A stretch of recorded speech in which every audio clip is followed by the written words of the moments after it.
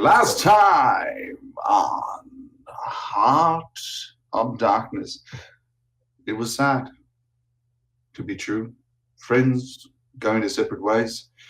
We enjoying ourselves at the Woodgate, sitting there, having a beer, tearing-eyed as Madeline, Nautilus, Magical, and of course, we didn't know it at the time, but our little friend, the imp, also decided to follow them. It was sad times, yet it was jubilant times. Jekyll was, of course, trying to read a book. This did not turn out well, seeing as the man cannot read. Man being a term for a giant lizardman, dragonborn creature.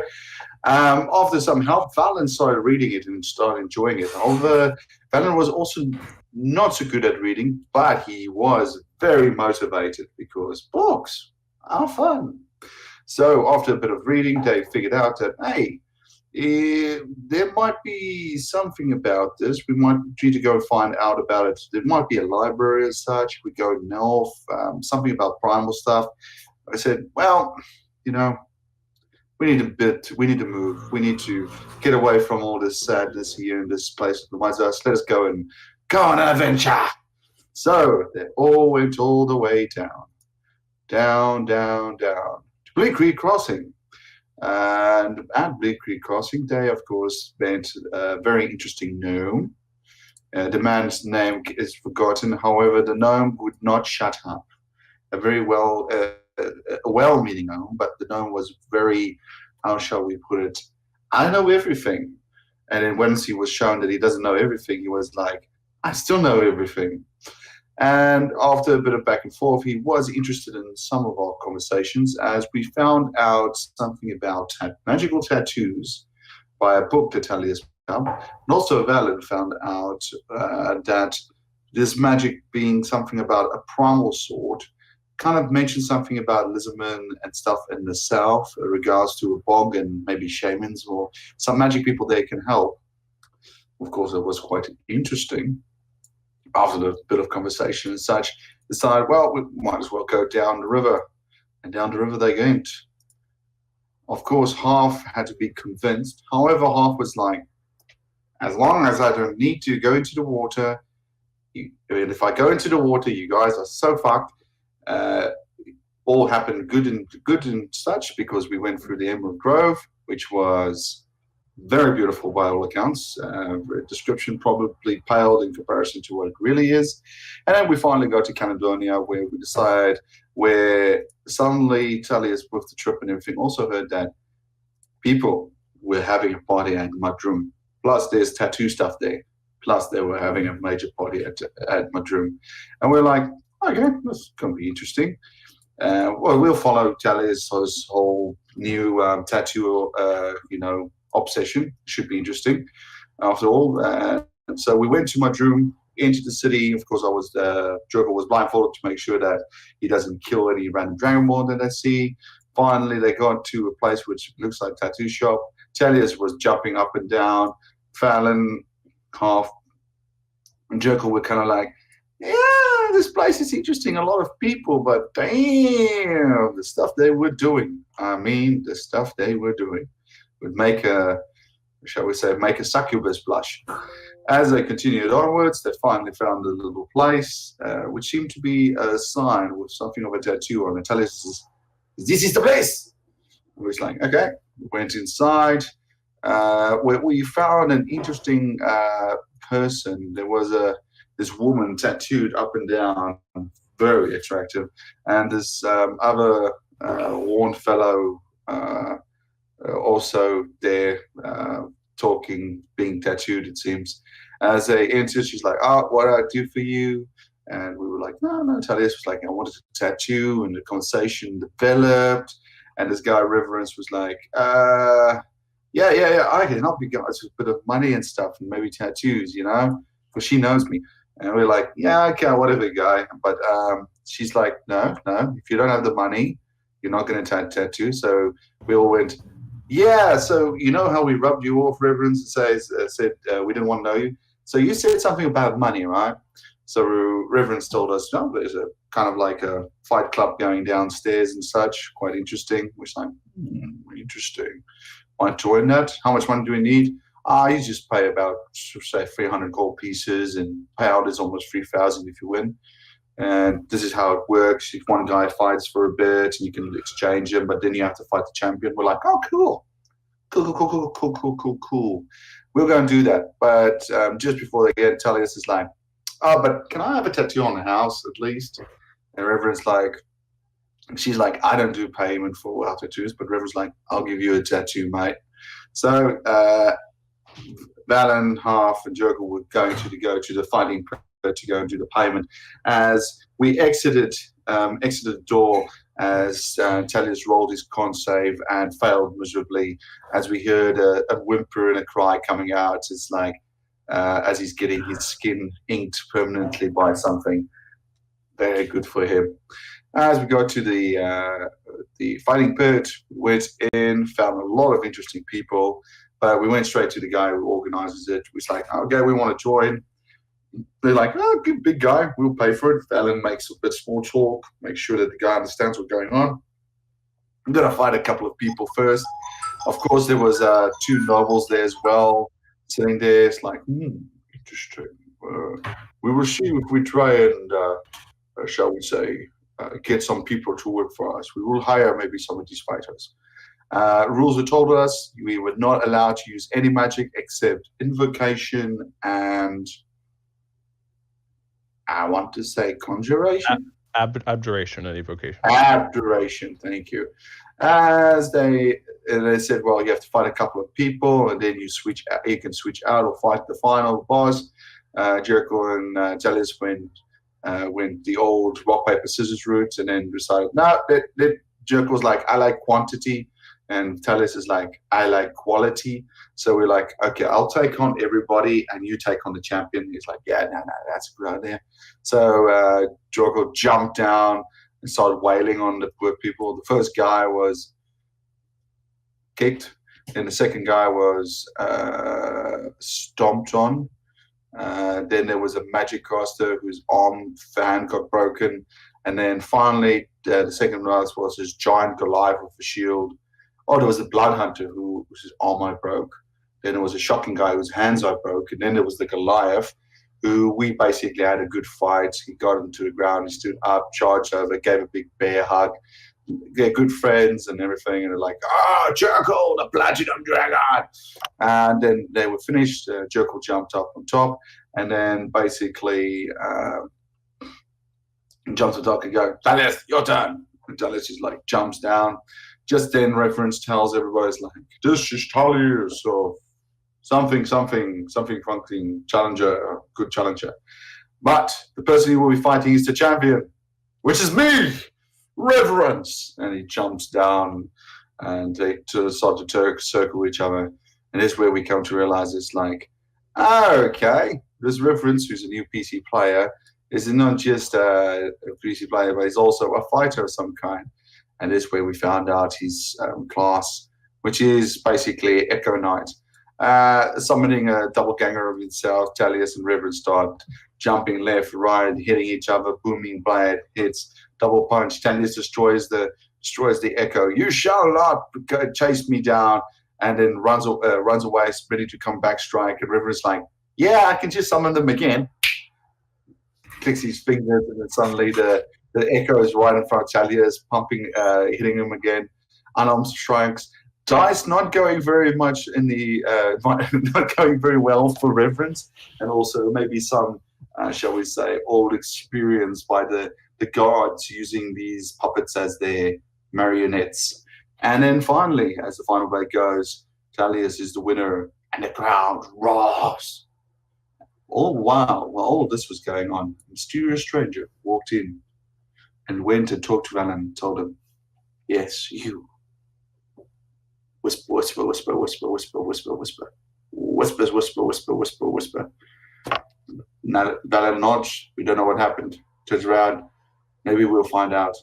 And that was last time on Hearts of Darkness. And indeed, as the crowd roars, the whole stadium is alight with excitement as the final strike is dealt.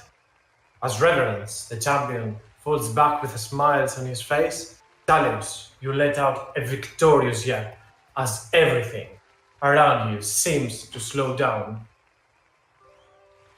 You look around, the faces into the crowd, all applauding, roaring, and chanting your name. As Reverence falls, it clears some of Talius' view to the crowd. For but a moment, you believe that you saw a familiar pair, donned in the armor they were both known to wear, staring towards him with a smile on their faces. Their screams seemingly going unheard by the deafening loud crowd around them. As Talius, you attempt to yell out their name, move forward towards them, and to signal towards them. As you blink, they are gone. Empty seats in their place, as the crowd seems oddly quiet. The victory seems oddly hollow.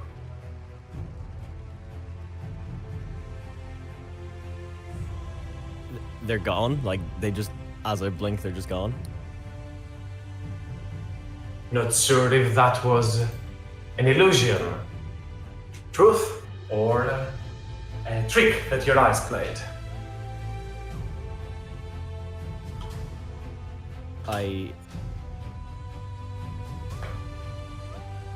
drop my sword and I go looking for them. As you drop your blade and start jumping up to the crowd splits into two. As everyone is afraid and everybody lets it out. As these both split in part, revealing two familiar faces into the crowd. It's been a while, Talius. A few days. A few days of that, yeah. I run up and I hug them. What are you two doing here? The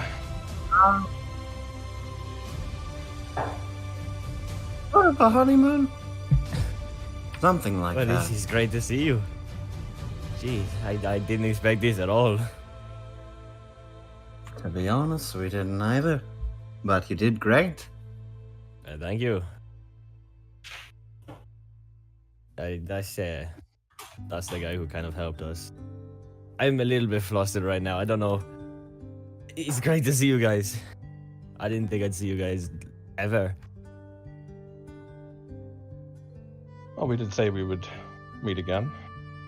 I didn't really expect so soon, but kind of crossed our paths again, I guess.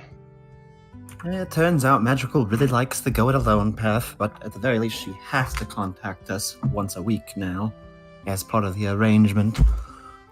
That's a nice little arrangement. So, are you guys here to stay for good again, or?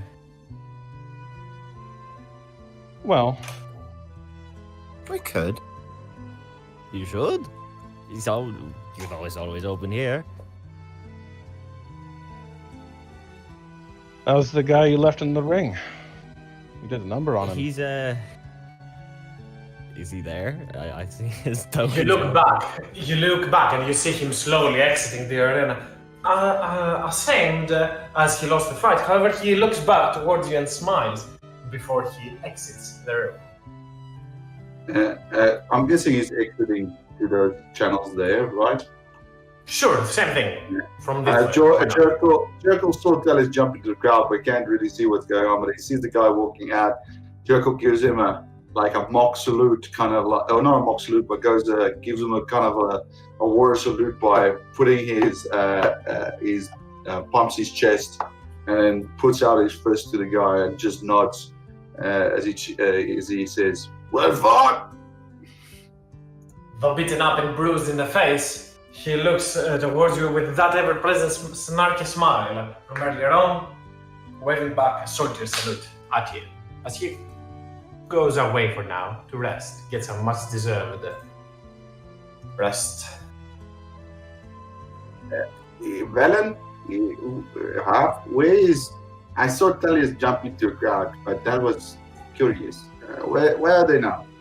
Why? Harth and Jorkul, you look to your right, I believe it is, as to the south side, as the crowd seems to have made a small circle around them, a small opening.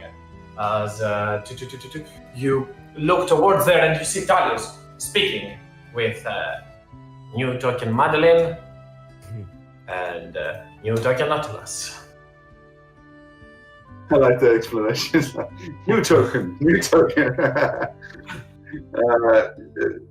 Jurgle starts pushing through the crowds like, no, no, no, no, no, no, no, no, no, no, no, no, no, no. No, no, no, no, no, no, no. I walks right up to Nautilus and then punches him in the face. Ow! Wait, actually, roll the hit. Just humor me. Roll the hit. Let's see. Roll to hit. The reckless punch. I don't have the shield equipped, so it's 16 AC. 60 AC. Okay, but I don't have the +2, so I will just do. Where's my base one? We'll just forgo the it's plus.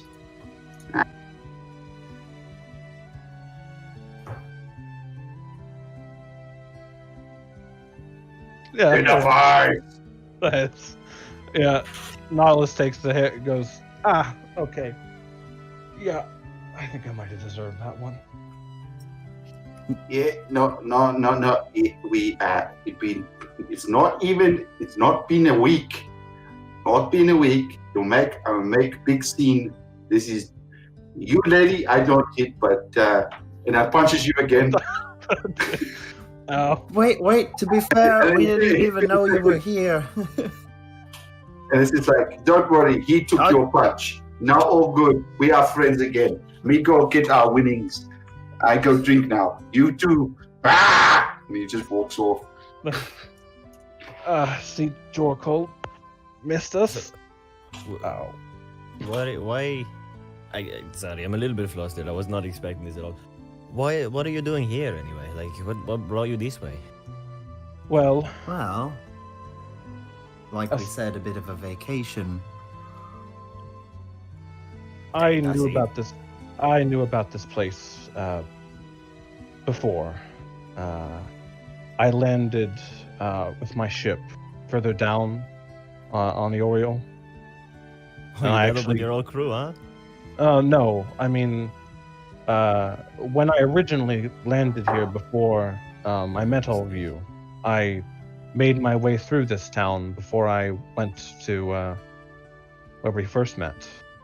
I haven't seen my crew in a while, but I have been in this town before. So you're telling me you knew about this place and you never told me about it? Well, it wasn't exactly on the itinerary, as we were sort of on a social mission. Sorry about that. But, again, and you know how my sister is. Stubborn as always, but again, she has to answer our call once a week. Otherwise, I'm going to kick her ass. But we were in the area, and we heard there was an event going on, and lo and behold, here we are. It's great to see you guys. But you gotta go say hi to Hart and Valin. Still haven't seen you yet. Of course. Nautilus is probably going to put a hand on Talius' shoulder and give him some cure wounds. Second level. Just to... where is it? There it is. Oh. Yikes. Oh wait, it was 2. 8. But yeah, complete coincidence we ran into you, to be honest. Guys. Look at you draw, I guess. Come on, let's go over to the others. Perhaps it just means you're not meant to get rid of us. I hope not. Probably walk around the back of the crowd, not trying to hit anyone with my shield.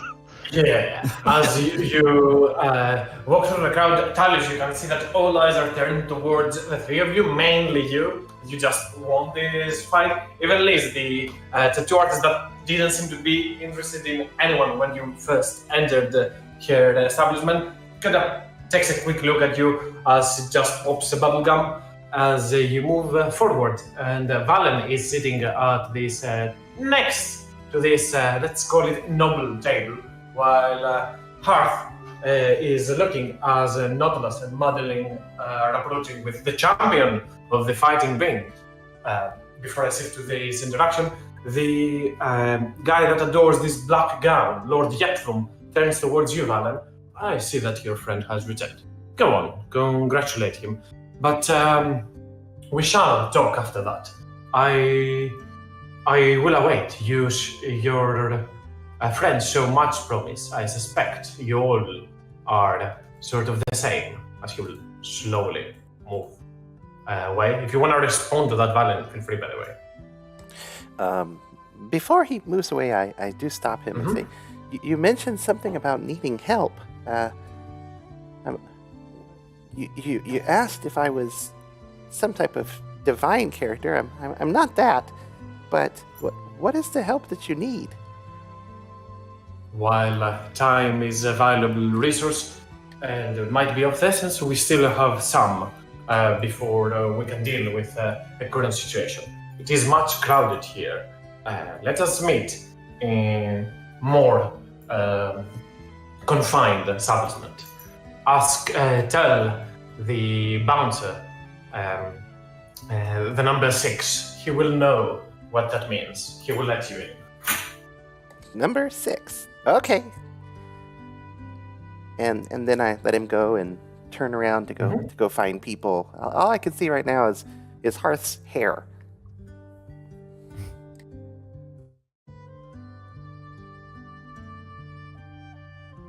As Jorkul returns with a whole disc full of pins towards you, Talius, Nautilus, and Madeline rejoin Hearth, Valen. And Valen, sorry.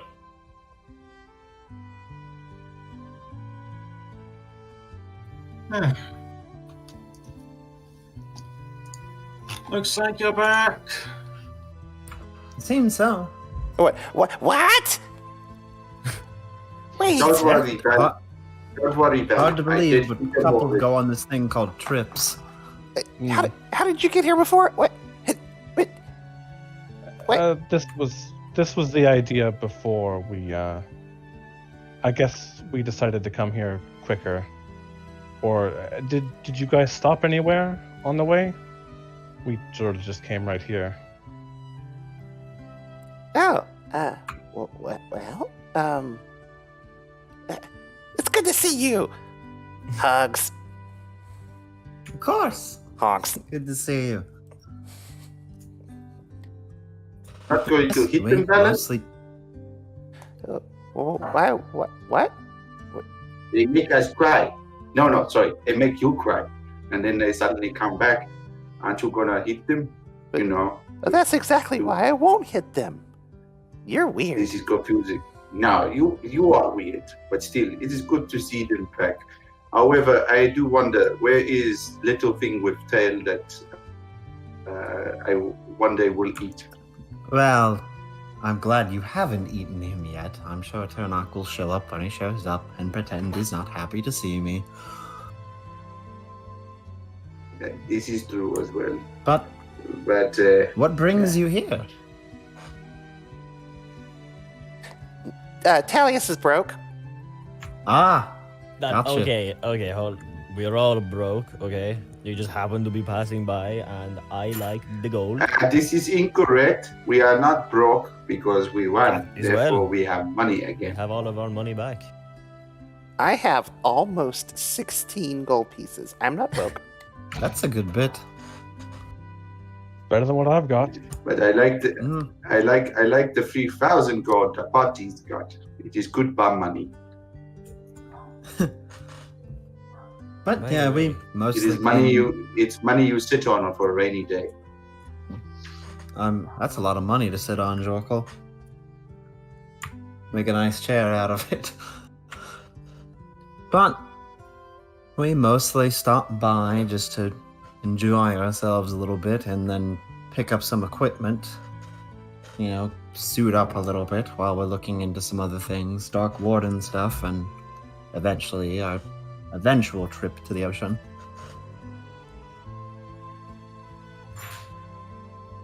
Yeah. Yeah, we're trying to help Jorko get over his little problem he has. So we're looking for clues. We found a little thing down to the southwest. Yeah, the southwest, that's correct. Well, that's good. Are you checking it out, I assume, tomorrow? You look like you both took quite a beating today. I mean, we could take longer, depending on what you guys are doing. Well, we It don't will wanna- it will take some time for us to make stuff right because apparently it is in a big bog place, so it will need stuff we know. Yes. Apparently also lizard people not very big fans of rest of people. Well, I suppose we can work that out. Again, me and Nautilus haven't really found anything other than this and spent some time together, so we should probably get that actual work. Yeah, this is good. I'm sure there would be stuff to do, but rest would be good. But I think is there more work to be get here? What do you guys think? Balance half? Well, I mean, we just got here. There was one of the fancy guys that led us in with reverence. He was saying that they might need some help, and I assume, having seen Jorkul and Talius fighting and me helping out a little bit, and Hearth just looks impressive standing here. They think we might be able to help.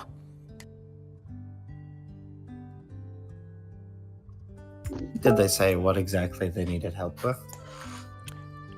No, they seemed really interested. I think that they thought I was some type of priest or something. They seemed really... It's odd because I haven't seen any other priests in this whole town. In fact, I haven't seen any temples or anything really. Did they mention any gold?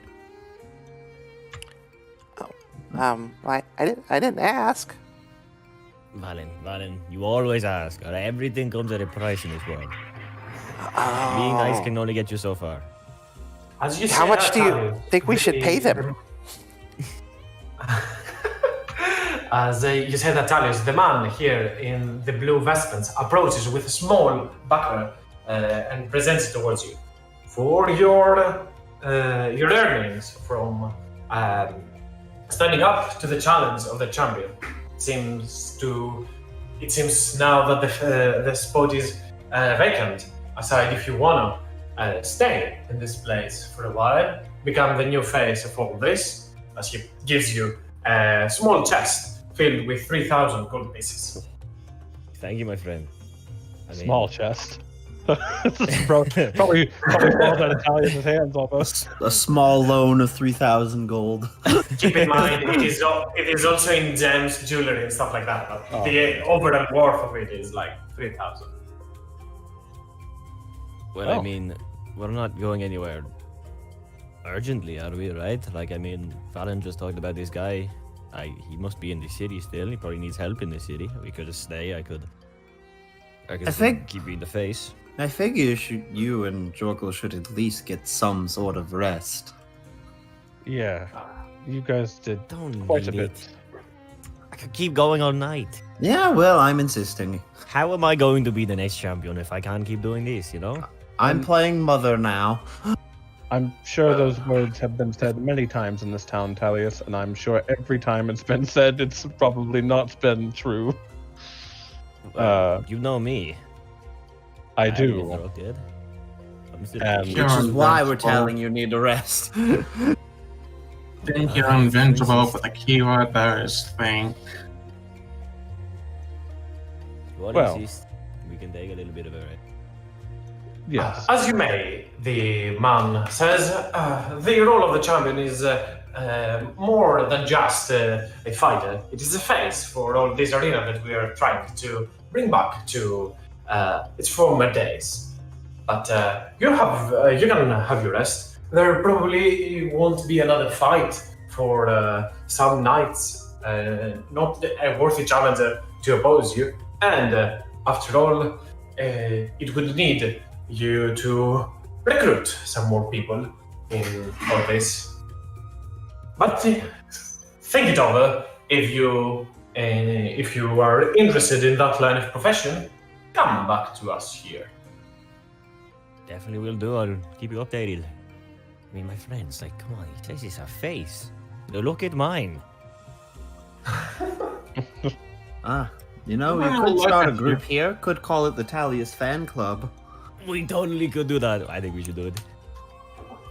Well, we also might want to find a good way to either store or spread out this gold. It's probably best not to carry it all on one person. I'd say go ahead and spend it, Talius. I do like The spending moment gold. as you not only say those words and drink from the pint, also will do jerk, probably others as well, you instantly spit it out as it is the most disgusting thing you've ever tasted. And slowly you hear the small cackling of Turnip from behind as the small centipede makes its way back from the bar towards you. Hearth Goes up actually to looks. Madeline. Go ahead, Hearth, sorry. Hearth actually looks worried for Turnock, and probably the first time ever as he looks back to Jorkol.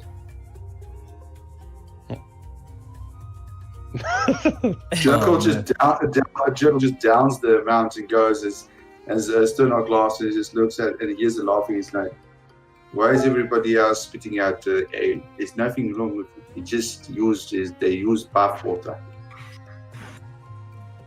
Yeah, I think I'll pass on this pint.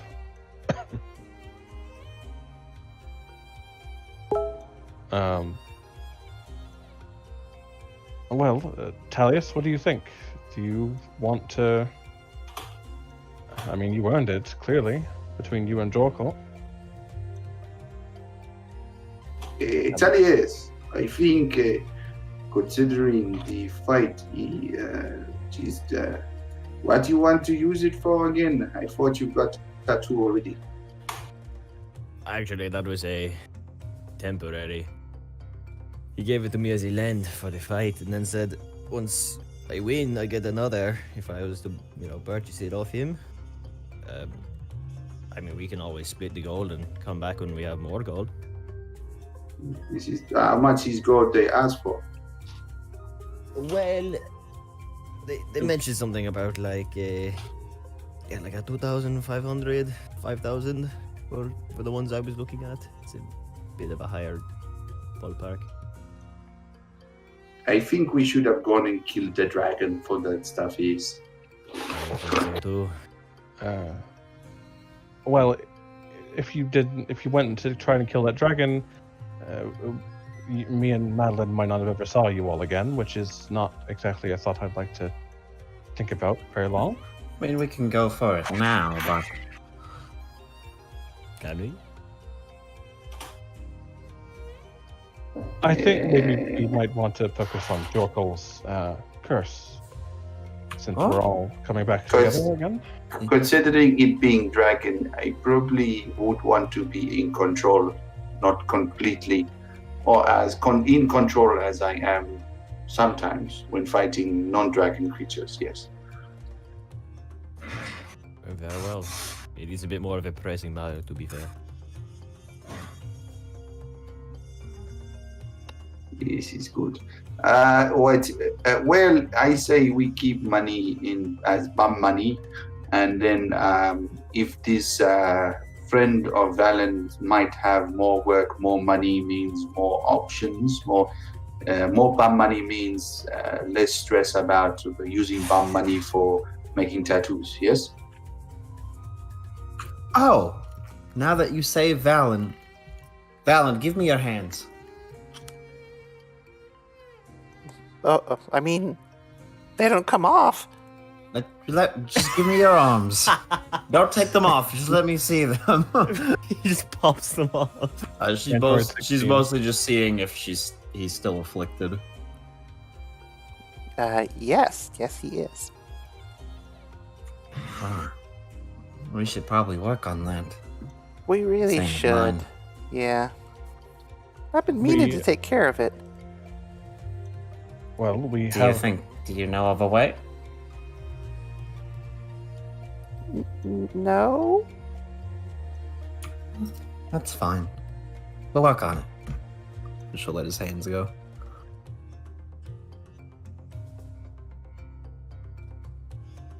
I'm sure we can find out. Luckily, I suppose we can try to ring up Zephyr, though.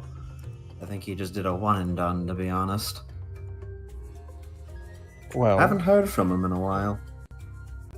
I think I could try and rig him up a bit more guaranteed with this. And I'll point to the scroll on my belt or in a case.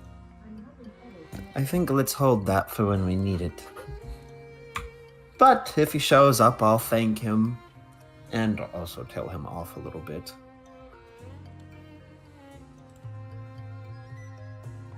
But regardless, Jorkul, as you approach, no worries. Jorkul, as you approach the different button, he kind of leans towards you and asking about a place that suits accommodations. He will tell you the place where Lord Yakin usually conducts his business, an inn nearby called the Helping Hand.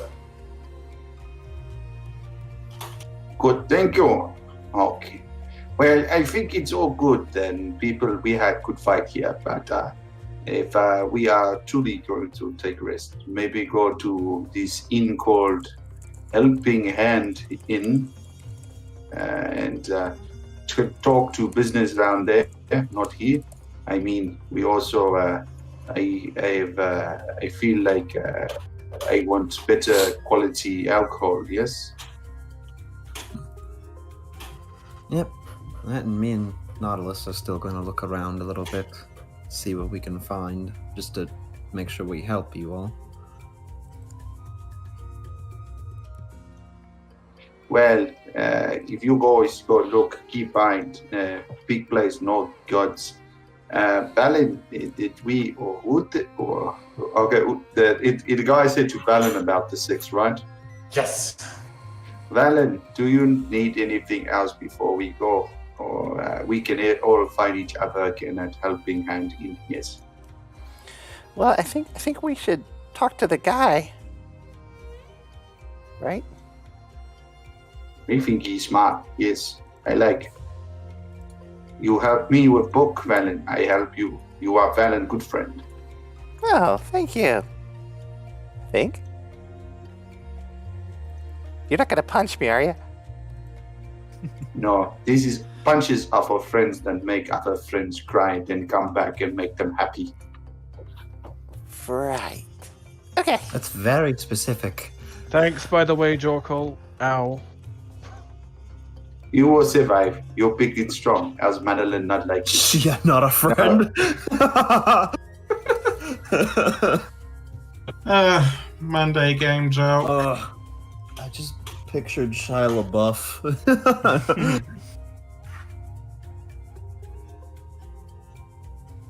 So I suppose we should look for door number 6.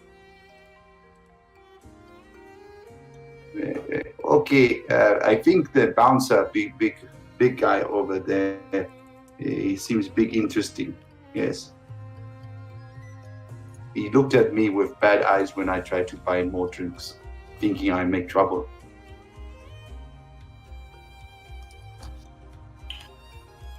I assume you all move towards there, or?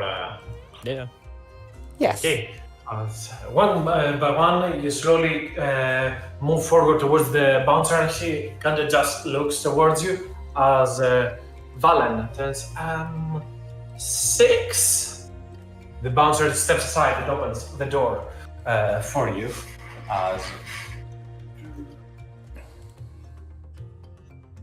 In a second. Oh, sorry. Yikes. Not what I wanted to do.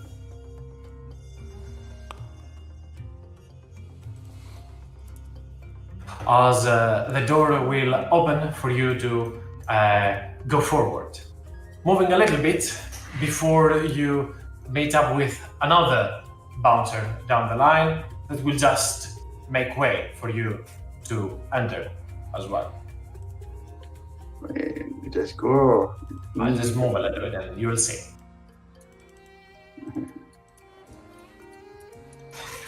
Going down, down, down, down.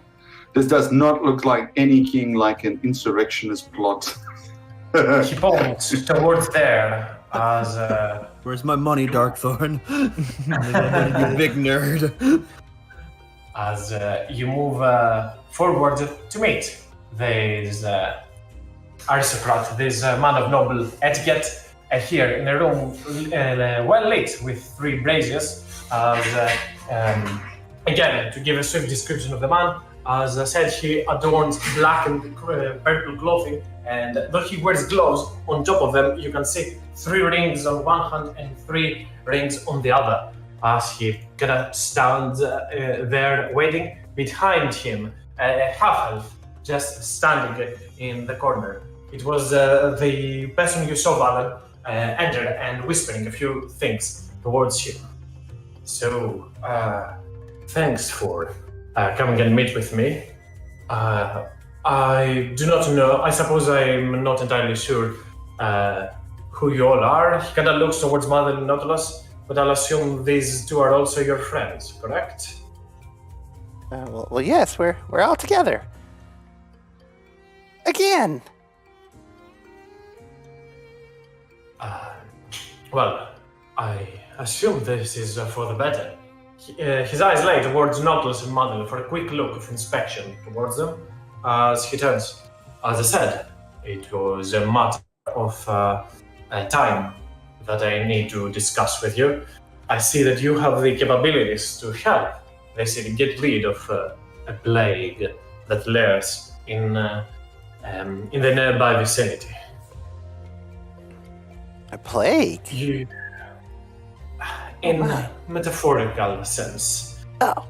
Though I was looking for those that follow the ways of the divine. I'm pretty sure these, let's call it skirmish, will particularly interest them. And I am known for helping out a friend when a need arises. As I said, there have been rumors, and a certain tracker of us has managed to find the layers of a horrid cult, despicable, and he kind of stops right there and looks at Ternok. Their eyes meet as Ternok kind of drops from Madeline's shoulder and starts approaching slowly. It's Turnok's father. The man puts his hand forward and gets a grip of Ternok in his centipede form as he speaks a few words that no one really understands, yet it sounds foul. Ishnia, Irwal, Shitha. Ternok replies in said tongue. Ishnach varlashnir. The man puts Ternok back onto the ground as he slowly crawls back at you. Huh. And I'm sure that this will be of particular interest to you. Cultists of a demon lord, not much of a lord, but a menace, or a pest, a beast, a mindless abomination, have arisen here in Madrun. Though me and a set of allies have managed to dispose and get rid of all of them, all but it remains is a last sect of them. We've dealt with their horrid temples, with their unholy weapons, and all that remains is that we put an end to them. But my allies seem to have disappeared for now, into more precious matters. I do not know when the time will arise again for us to see if we can deal with those people. Is there a name for this cult? Talia's fan club. Not quite, he will respond to Darius, the response towards Darius, as he continues saying, but I'm sure you'll get the idea pretty quick. Our tracker told us that a foul beast has returned to the outskirts of the city, pretty much at an abandoned portion of the old town. You understand how things get in Madrun. Sometimes a fire might break out and something terrible is going to happen. It's a chaotic world and a chaotic nature for sure. But such is the ways of this place. Go ahead, Madrun. Also, I'm sorry, we haven't really been introduced. She would point to herself, Madeline, and she pointed Nautilus. Nautilus. What's your name, sir? I am Lord Yepfum. Kind of want to roll insight on that. Insight check. Have it. Where is it? Oh, that was on the GM layer, but I rolled a 14. It's okay. Pretty much the same with Nautilus, not Reverence, if you can change that. Nautilus, that would be great, but yeah.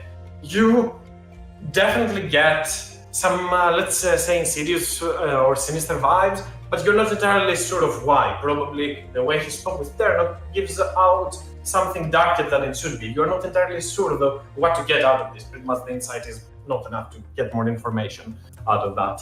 As saying his name is, he will look towards Jorkul and Darius. You two fought bravely and with such skill.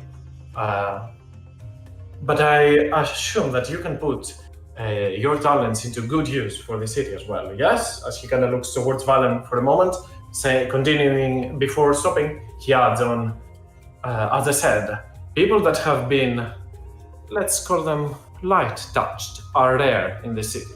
And I do not intend to alienate some of them. So, you know, Joko kind of looks at Talius and is like, I think we are all, we follow, I would definitely do what Valam Goodfriend says, and it seems like this is interesting, but of course I believe that in all things that you, I'll see it, this is reward payment for services rendered, no? Services rendered, right word? For some, doing a good deed might suffice, but for the others, I understand your ways. Not to worry. I will not left a hand unrewarded that assists me. Nautilus will speak up. My apologies. In the past, we've had some interactions that were far too opaque. We could use some transparency. We want to know what we're walking into here. Just saying. I'll explain. Allow me. As I said, our tracker spotted a very foul beast that has 3 heads: the head of a lion, the head of a goat, and the head of a dragon. He looks back towards the half-elf as the half-elf nods towards him, and he continues by saying, the creature in hand, you guys are way off, the creature at hand, but in any case, are beasts with little to no intelligence, and usually layered up in the mountains. And as you see, there are no mountains near Madrun. It hides a foul, vile coal. Unconscious subconsciously, but it hits, protecting the area and their last hideout, their last resort. Cultists of a two-faced demon lord.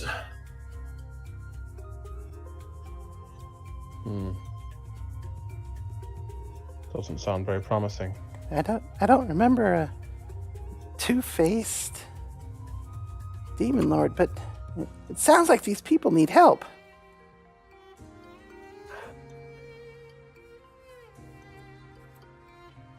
It is not well known, but Madrun had a deep history rooted with that cult. Though I'm glad to say that this would be the nail in the coffin, the last of them that we shall ever see.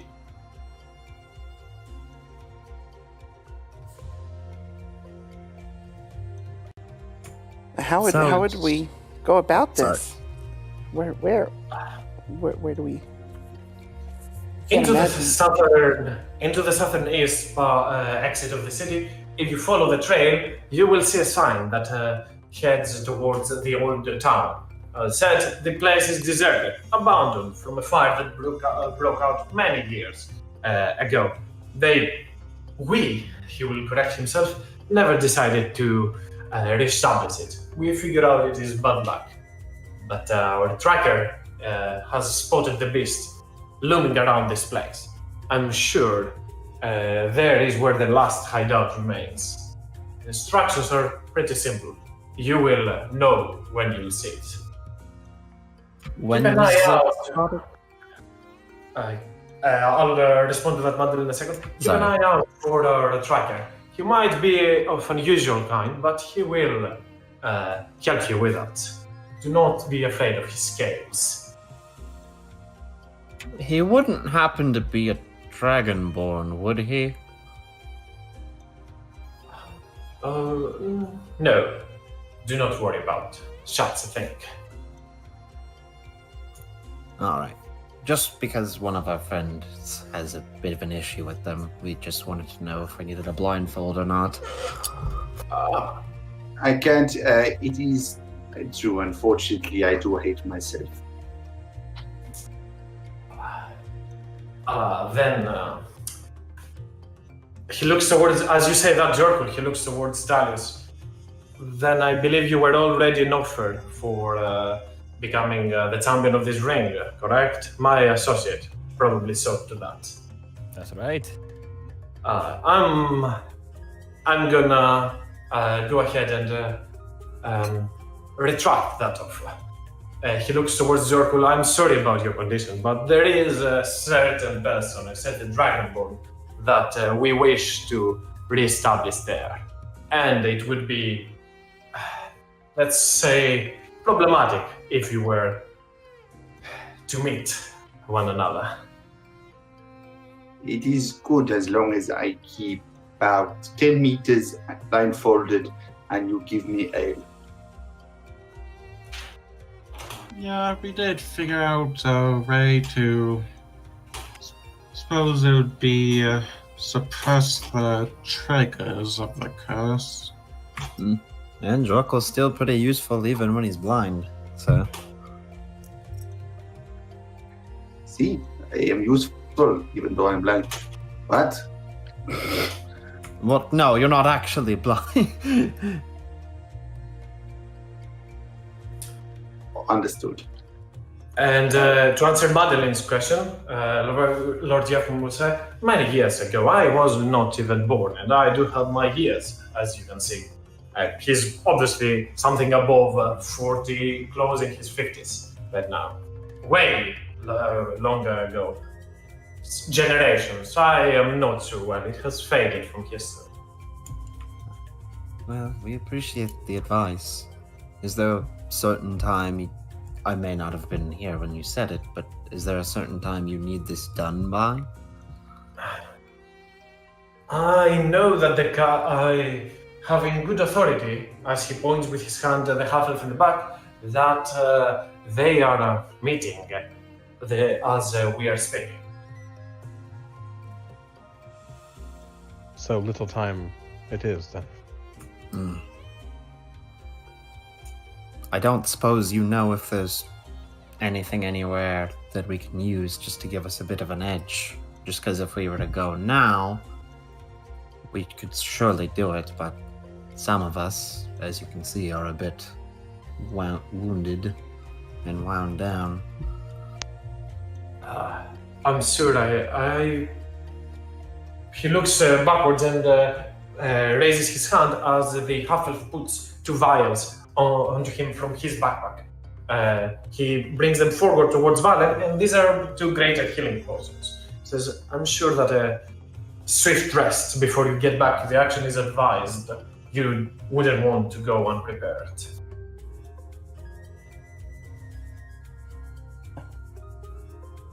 That is much appreciated. Much appreciated. Well, I'm holding them right now.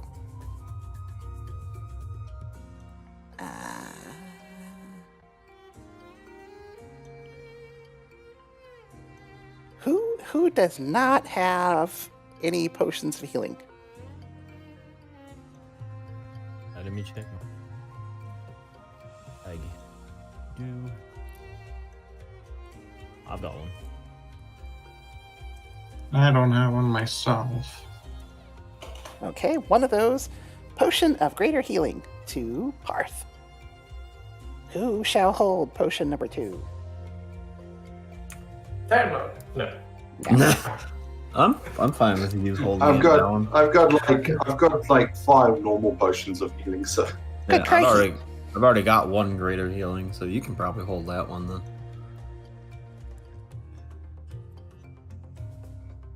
We'll give it to Talius, you think? That's fine. Go on, I'll take it. Yeah. 1 to Hearth and 1 to Talius. Very well.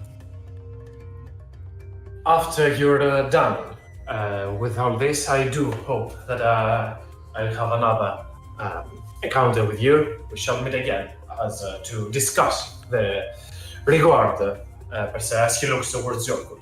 You'll find me at the Helping Hand Inn. This place does not offer decent accommodations. I do not mind being woken at the very earliest hours, but I am, let's call it, a person of the night. Are you a vampire? Oh, he's a brothel worker. I was gonna No, say I the didn't same. say that. He will turn towards Valen and grab you by your shoulder. Do not worry, young one, I'm not about to bite you, nor I am such a abomination, such a displeasing, horrid thing.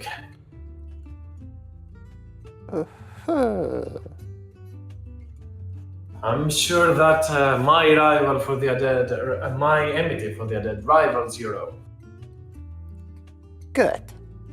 I get it. Well, gang, what do you think's the next step? Well, think of it this way: what evil entities hate the undead as much as light people? I'm not trying to figure out his identity. I'm just trying to figure out what we're doing. No, I'm just out of character. That was an out of character thing. But Turco Gross is like, oh, so we get to leave here. Okay. And he just goes and sits in the corner there and goes, No.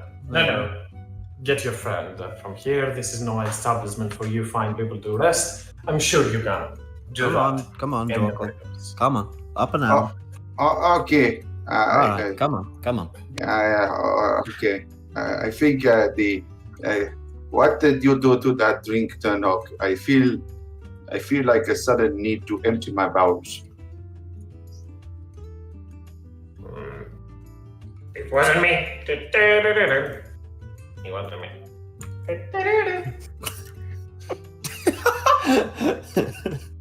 Well, I say we let you two rest up, and then if you want, we probably still have time for you to spend some of that gold on something. Sure. We got the time. I mean, we just got the gold. I don't know that we need to spend it all in one place. That's something my parents always told No, me. but Don't spend it all in one place. if he And no, it but is- if he and- wishes to spend it, I hear what he says, but I says big good my bum good bum money. It is and also it is save now, spend bigger later. Well, it could be, yes. So he can buy big shiny instead of small shiny. point is just if he wants to use it on something. Just because sadly, me and Nautilus didn't really bring anything other than ourselves. Yes, we're very lucky to have some silver for a place to stay here for the first few nights. Yeah. It was not very, very well planned for us to No. run away without any money. Which is why originally we were going to look for work anyways. When you found it. True.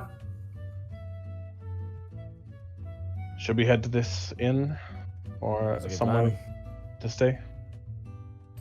You can get a sorceress, as I said, you can pretty much get it even on the streets. You don't have to like move somewhere else. You can just spend some downtime activity, stuff like that. Like a small activity, even going for shopping, all of that stuff counts as a sorcerer. I'll take it. Yeah, I assume you exit this place, or do you want to do anything else in here? I presume we exit. Like we've nothing else to. Okay. I was gonna say the only reason is to go see if you can get a tattoo from the guy you just knocked out. As you'll get out of the establishment, Reverence will approach you once again. The tiefling, as he's kind of waiting outside. And as you saw yourself, well, if I have not been scammed by you, but I guess it's a fair way to return the favor. I try to get some easy money from you as well. Good fight, though. I Money. beg your pardon. There was no deception of any kind. You lost. Deal with it. Fair and Alan, that's square. kind of mean. Yeah, it's a little unexpected, Valen, and I kind of like it. It's Do not not nice to go worry. around accusing people of deception. Do not worry. In Madrun, you get used to the sass and everything. I'm sure you mean well, human. Valen, sorry, he knows your name. Oh, pleasure to meet you, by the way. Pleasant indeed, and he kind of contacts on your handshake, makes your handshake, and kind of makes a swift bow. And I see you're accompanied, as he kind of looks at Nautilus. All right. He takes a step backwards. What does that even... What? I'm talking to myself. This is weird. This is weird. Dude.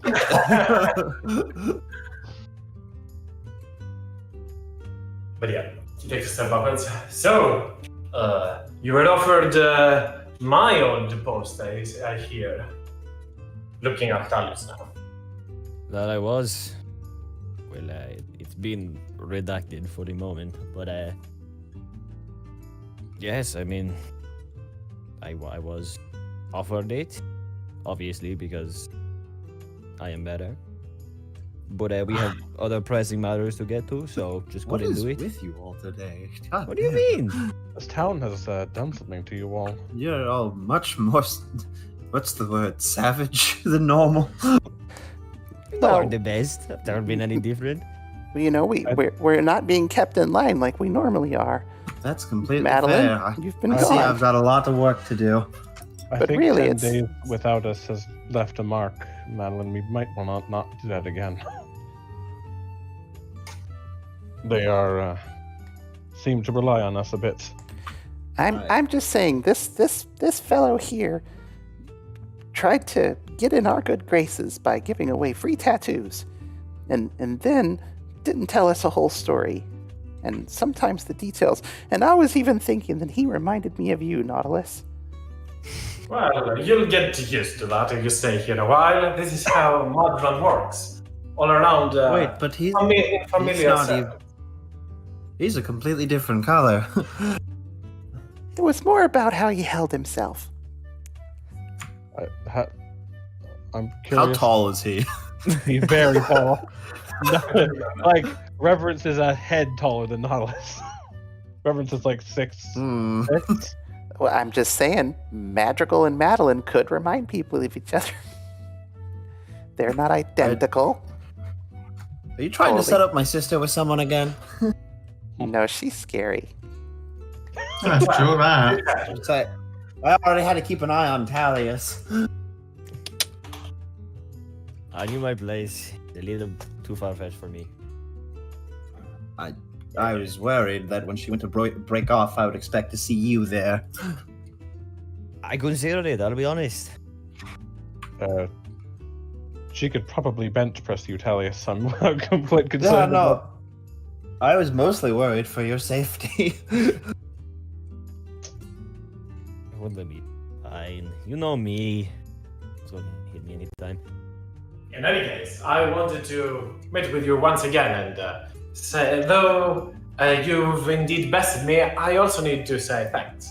Now that this thing is done, I get a chance to rediscover myself, maybe even leave this interesting place. Probably some family time. Family time. Yeah, can I need to say hello and greetings to father once again? He tends to go amiss. He looks towards Madeline. From what I gather, it is a family thing that they do, right? Am I that much of an open book?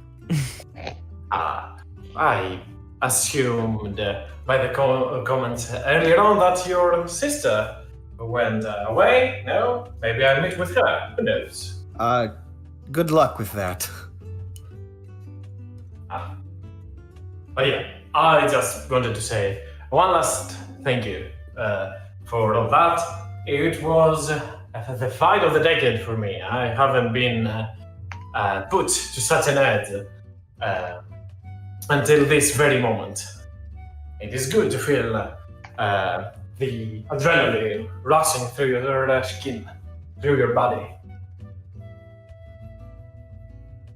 Well, I mean, you weren't half bad yourself. I appreciate the fight. It was good. Weirdest out of body experience I've ever had. And what? It's like a metaphorical call out. Every time someone goes in on Reverence and just goes back to Nautilus, it's like, what?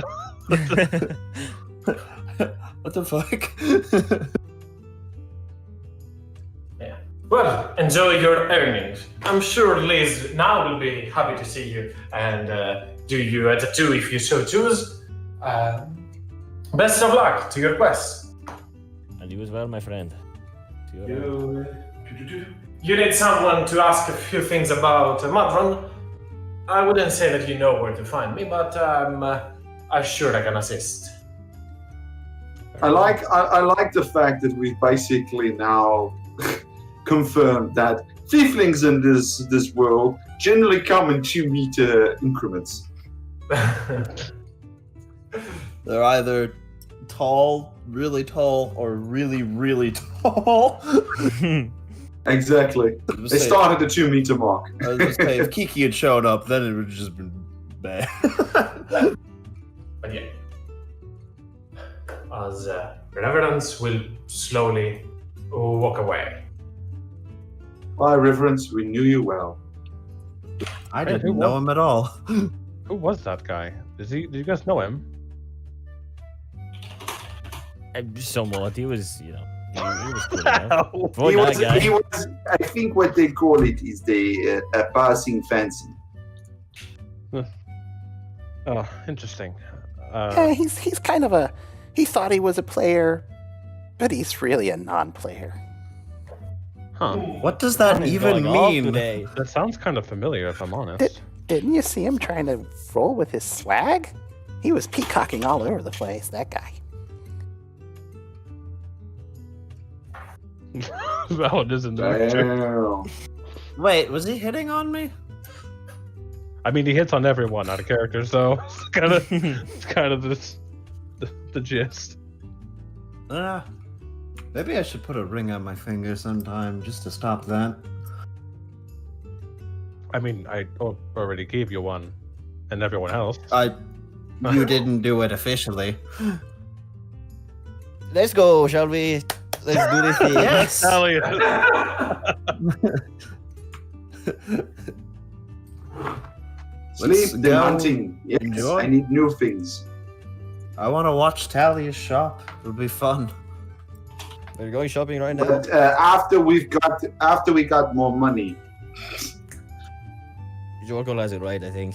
We get more money, we get more gold. Then we do a little We shopping. get shiny, big shiny. Kind of like where his head's at, I'll be honest.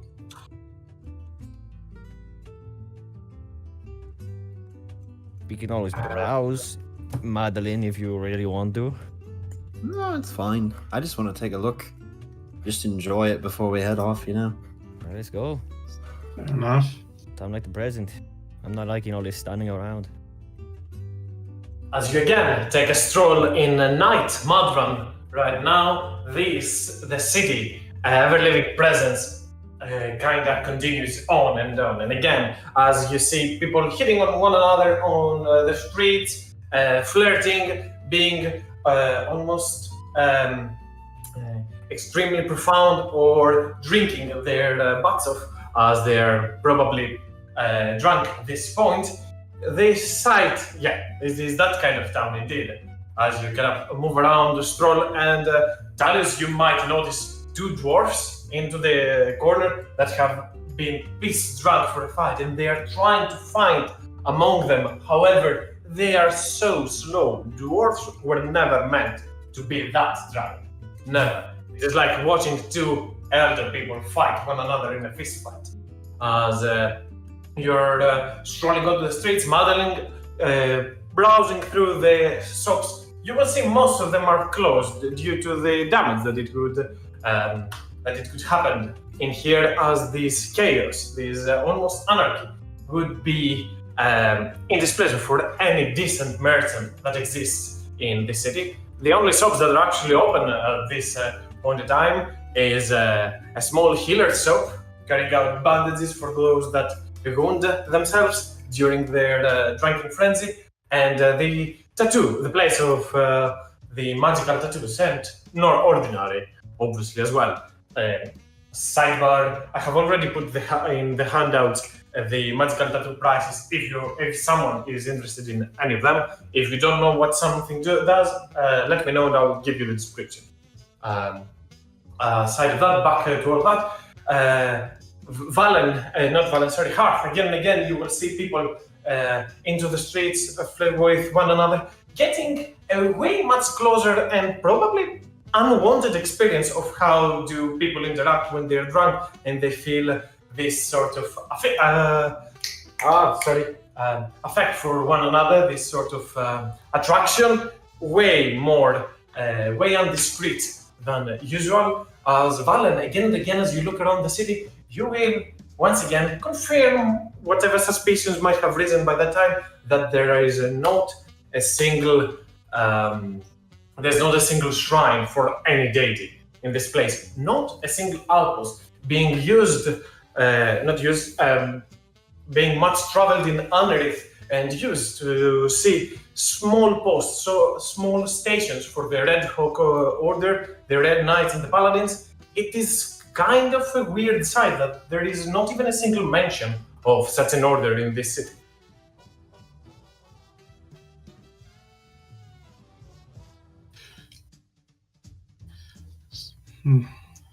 City of Sin.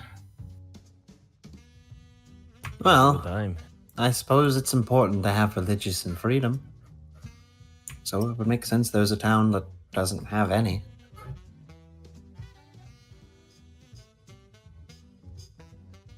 Again, as I said, you can complete your short rest if you need to roll hit dice and stuff like that.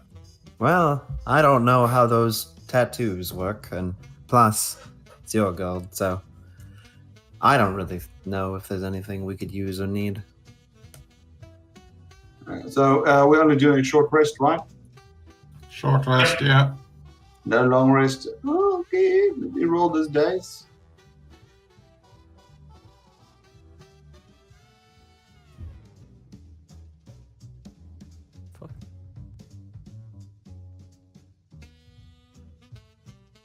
Just out of curiosity, is anyone interested in getting a magical tattoo? Or I think the I am, idea was but- to.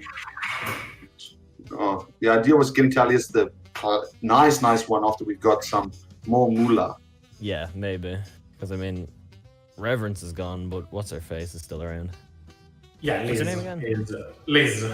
Liz. over there. That's it. Let me write that down. So yeah, I guess you kind of complete your short rest. If there's anything else you want to do in the meanwhile, aside of browsing and just moving, strolling onto the streets, let me know. Genok just follows by, standing on Madeline's shoulder, now in his frog form, to go a little bit more unnoticed than a centipede.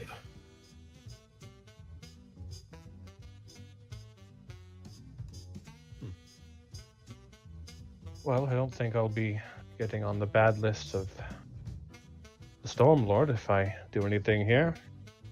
Or be here. Depends on what you intend to do. Well, the Stormlord is the god of the sun, sky, weather, and seas, and joy, so I'm assuming this is up his alley. Correct. At least, for the most part. Although he's mostly worshipped by giants, but it works. Okay. Genok will turn towards you, Madeline, and softly whisper, we should get going. We should destroy those horrid goddesses. Maybe I'll consume them. I'm very curious to what that man said to you, but I won't force you to tell me. But please be a little patient, alright? We're going to go there. Make me persuasion check. Okay. Boy, let's see. Ooh. Hey. As you say those words towards Genok that you're not gonna pry or anything, he kind of looks towards you, stunned. Then his frog face, he kind of doesn't even gulp. You cannot even hear that ribbit. As he just looks towards you, stunned. He tilts his head to the left, then to the right. Impossible to understand how someone doesn't want to pry. It's something inconceivable for that creature at this point in time. I'll remember that road. Man, what did they do to you? Turnoff will remember that. Yes. This is a good thing that you. Oh man, what is that? That's such. What's that group? What's that? It's Telltale game. Walking the Dead, eh? Yeah. But yeah. Well, I can't really think of anything myself. Anything to do, I mean. Did you guys see any cool stuff while you've been here? Well, there was the fighting pit, there was the tattoos, there was hold on, I think I wrote something down. All these festivals, obviously. Well, I mean, as you can look around, there's the drinking. But all I've seen, a bit more stuff. We sadly haven't been doing too much. A little bit more under the table kind of things as well, if you know what I mean. Seems like the kind of place for it. I don't want to know. Not that kind of under the table, like. No, he has been good. I think right half he's been good. He's been good, and second, the things you're probably thinking of would be more under the sheets than under the table. Well, depends. Some people get creative. But anyways, I'm glad you're all been enjoying yourselves. Perhaps we Anyways, can- you, Jokel, Talius, you guys feeling all right now? Feeling great, Yeah, yeah. I feel a bit better. You, Talius? Feeling great. No, I feel better than ever. Well, I think it's hunting time then. Let's go to it. As you, slowly after you get your much deserved and needed rest, you start going outside the city. As more people are coming, even at this point in time, this is getting close to midnight. In every other city, right now, people would be sleeping. hear people are coming, even right now, into the city. As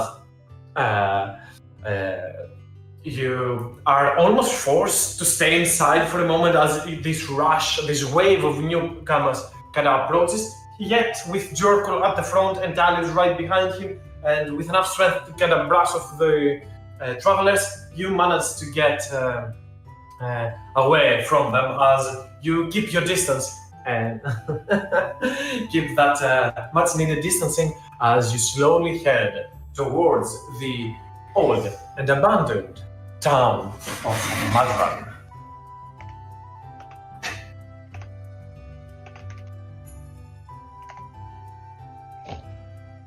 I'll give me a second. I'll put your tokens over there.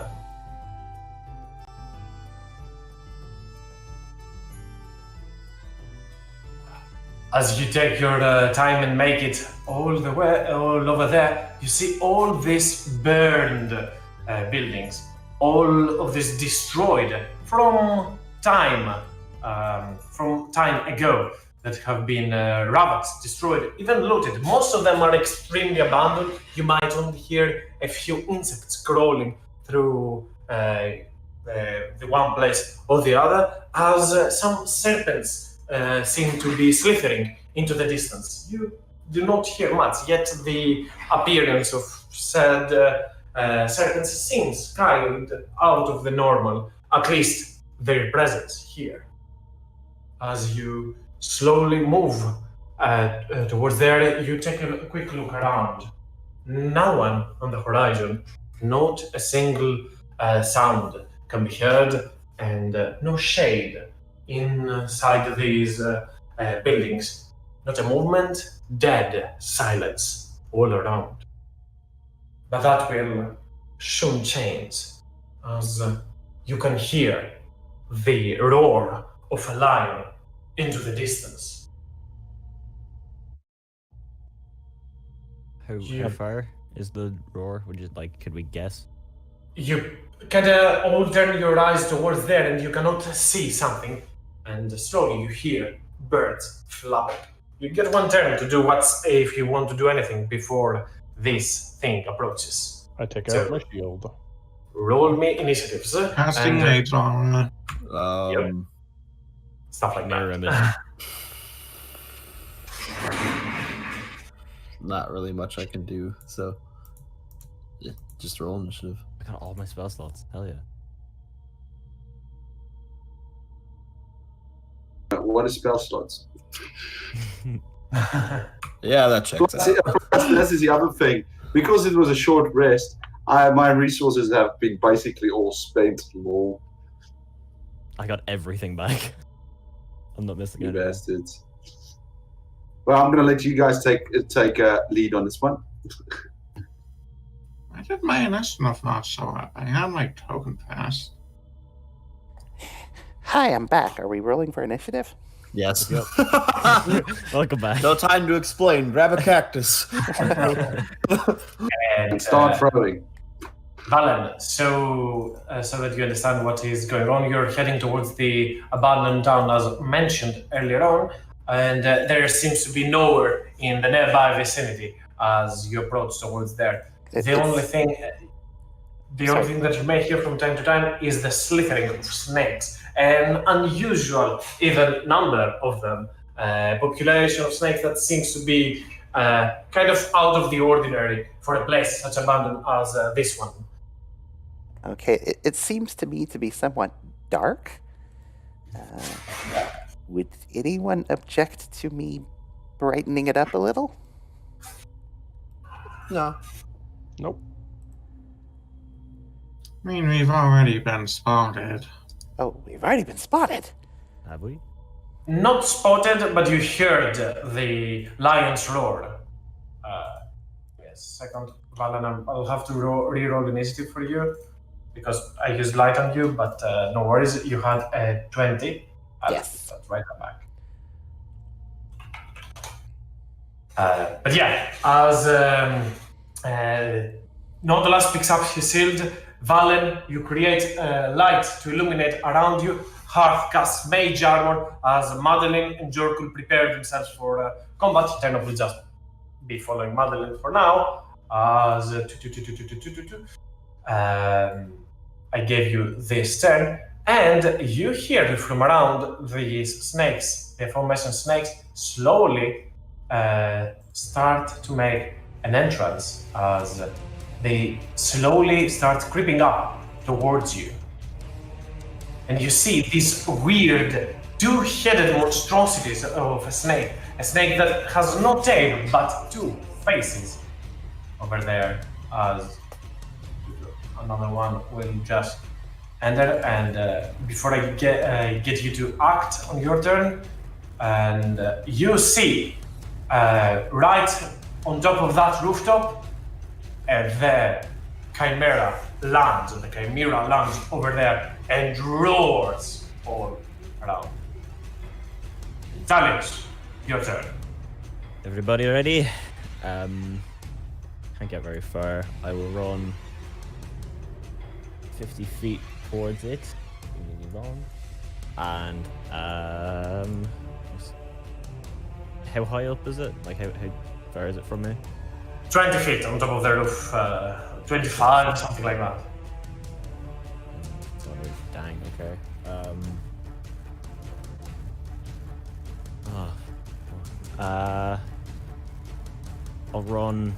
I'll bonus that. I'll action dash. Or maybe not, I don't want to get too far. I'll ready a dodge action. I don't know what else to do. Yeah, I'll just ready a dodge action. Okay, you just use a dodge action. No reason to ready a dodge action, but yeah. Valen, your turn. As you kind of move forward, Valen, and look around, see if something will sprout up. Valen, your turn. Okay. The snakes. Oh, snack. Interesting. Are the snakes being mean to us? They are moving towards you, yes. Oh man. And they're two-headed, that they have no tail. So I doubt these are natural-looking snakes. Like these are probably monstrosities They're coming to hug. Well, with two pairs of teeth. Valen, just pretend they're children.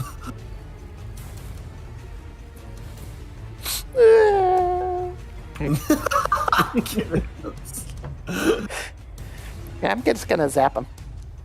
I'm gonna zap. Okay. I'm gonna zap Ugly up here. So, Zapple Strikes. and Bazow! 15. Both hit. And with a swift strike, down goes the Empress Vein as you strike twice at it. And then I'm just gonna move over there and be all done. Thank you. Nonetheless, you're up next. Alright, I move 30 feet here. And I look up, what's the weather like? Is it just clear skies?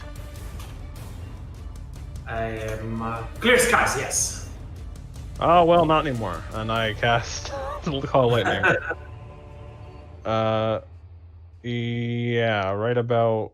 As you casted Call Lightning, by the way, and then you said to Madeline to shift to Grey, I thought that the order that she made was the Call Lightning. I was like, whoa, that's not correct. But yeah. Where do you want to put it? Or smacking the Chimera. Roll me a dex save. Okay. Are you? I'm not moving the. I'll put the Call Lightning back to the map layer. Okay. Yep. Stable there. Okay. And let's go dex save. Here goes dex. Passes. You get 7 damage. As Nautilus moves a little bit forward, takes up his base and points it to the sky, and as he brings it down, you can hear the rumbling of the dark clouds that amass instantly above. And then in a blast of lightning, the Chimera gets stricken, barely grazed by this attack as it destroys the rooftop over there. Jerko. Also, If you want to do stuff, go ahead. Sorry. yeah, I bonus action Giant Smite. And after striking down that creature, you use your runes. All of them glare up as you glimmer up as you slowly become of larger size. And Jorkul, your turn. Yes, it's my time. The Jekyll goes, la la la, 25. And how high is this roof? As I said, about 20 to 25, depending on the structure of the building. This one 20, that's 20 plus. Okay, so, and then he starts climbing his, so he's basically runs up and he starts climbing up onto the roof, and he's about 5 feet from the top. Okay. And then I take and slowly climbs up. Go ahead. And I put myself ready, waiting, and I'll take the dodge action, ready to jump out of the way, even if it's in the air, like, get away. Okay, Talius, from next to you, another of his venom sprouts from the ground, from a small crack in below, as it will move over here and attempt its strikes. 2 heads, 2 bites. First one is against an illusion. The illusion, how much AC it has? 17, I believe. Correct? I think. No, wait, no. Only your dexterity, so 13 should be, 13, right? yeah. 13. Yeah, I guess so. Yeah, One but illusion he- is down. Technically, he's also dodging, so wouldn't it be disadvantage? That is Yeah, correct. he is dodging. Is that works? Cool. Yep. Okay. Yep. That's a miss. Thanks for the cuts. Quick Thank you. one, as let me roll a second time. And this attack goes towards you, Dalius. It will not hit as the Amphisvena moves towards you, and the 2 heads bounce and strike towards 2 different images of Talius. However, both of you are equally able to just move to the side as you're making a dance pirouette. This is easy to explain, as more of these creatures will arise.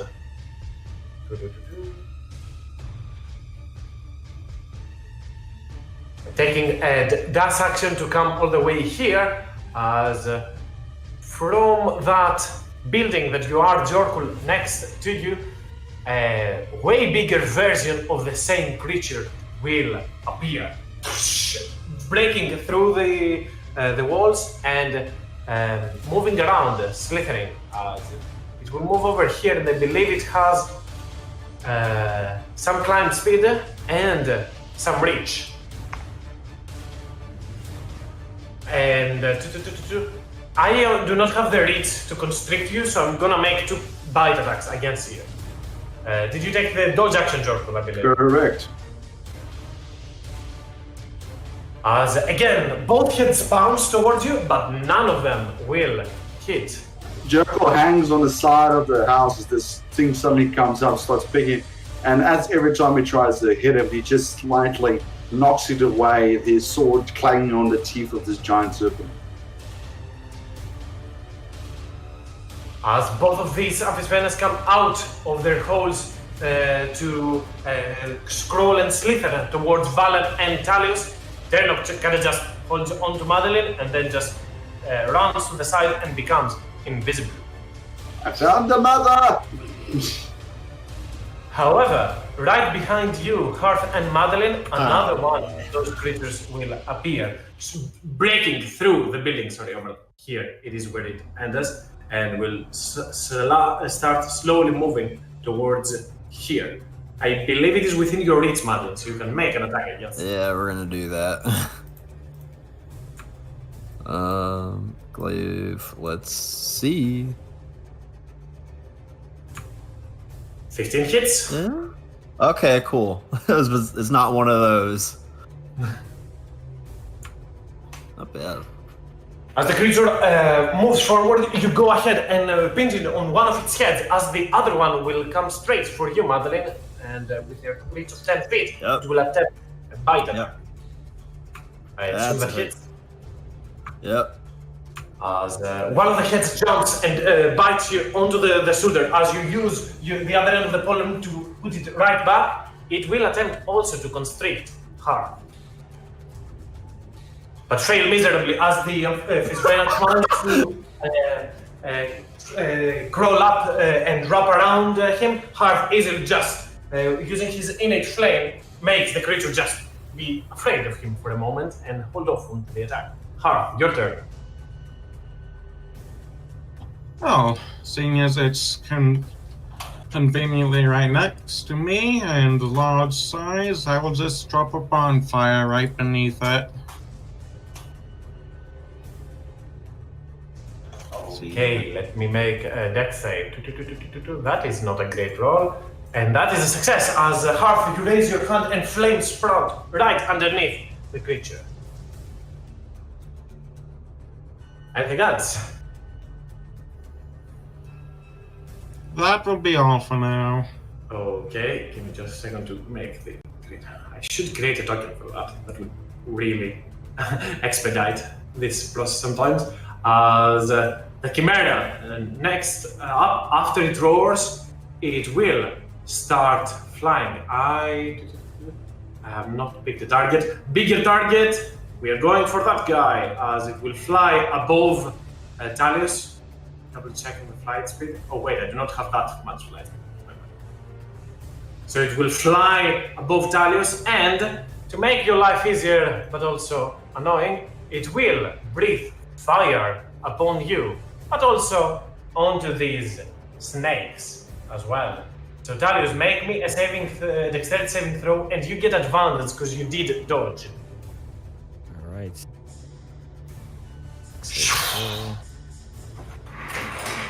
Oh, that's what I like to see. Yeah, so that's 12 points of damage. I do not have any reason to roll for these creatures, as the Chimera will instantly destroy them. As these reptilian monstrosities will all be burned to a crisp as the Chimera flies above you and chars you with its breath. I'm gonna And absorb no elements on that. returns. Okay. No returns for it as Madeline. Your turn. Well, let's start beating up this big guy to get him off a hearth. So let's do a glaive. It's a hit. Yep. We'll do another one. That is not a hit. And we'll do a tap at the other end. That hits. That is a hit. And we'll give him a level 2 love tap. Ooh. A quite potent one as you strike once against it, swing the glaive a second time, but the other face kind of just strikes against the wide side of the polearm and gets it out of its trajectory. As you swing around and come with the other end and pinch the giant of his venom down to the ground as it charges with radiant energy. It is bloody. And I'm gonna stay in range, but move a bit around it, like right over here, just to make ease for flanking or something like that. That's all. Okay, keep in mind, if you want to do that, the creature can still take an opportunity attack with its constrict, because it has 2 different attacks. So if you don't want to move, I'm fine. I'll just stay within 5 feet of it. Okay, yeah. Pretty much a creature can choose which is its reach, which opportunity attack it can make. But yeah, other than that, the Amphisvena slowly will start moving towards Talius. And your turn, Talius. The creature is still like 10 feet above ground, something like that. Okay, so I can't really reach it. With a jump you can, but you cannot make 2 attacks, is what I'm getting at. I could Booming Blade. Yep. You can take an opportunity. So I'd have to move first and then attack, right? Yeah. Yes. Do I want to do that? I'll take. You know what? Yeah, I'll go with a booming blade on the snake guy, and then go after the chimera after. So. Oh, not an advantage, just normal. Still hits. Perfect. And also the I think it's 1d6 for absorb elements. Yep. I'm not mistaken. Roll it. It's 18 so far. 22. As you cut down the Amphisbaena in half. And then I'll move. Oh, he's dead? Okay, dang. Over here. Can I still jump? Yep. You can make a jump. Jump, bonus action, swing again. Ooh, I'd like to see. And then I'll move back. So moves 10, jump, move. So that way. That's my turn. Okay, Stalius, you strike down Nef's vein and cut it in half. It quickly slithers as you can hear it hissing for a moment as you take flight, jump, and strike it through one of the Chimera's wings, and you can see that the Chimera kind of falls off balance and is headed for the ground for a moment as it quickly takes flight once again. Valen. Well, it looks like I've got one of the little critters right in front of me, right? Yep. All right, I'm just gonna zap him up so that he can't be a problem with a little frying action. Sizzle, sizzle, bitches. I mean, for Zapple.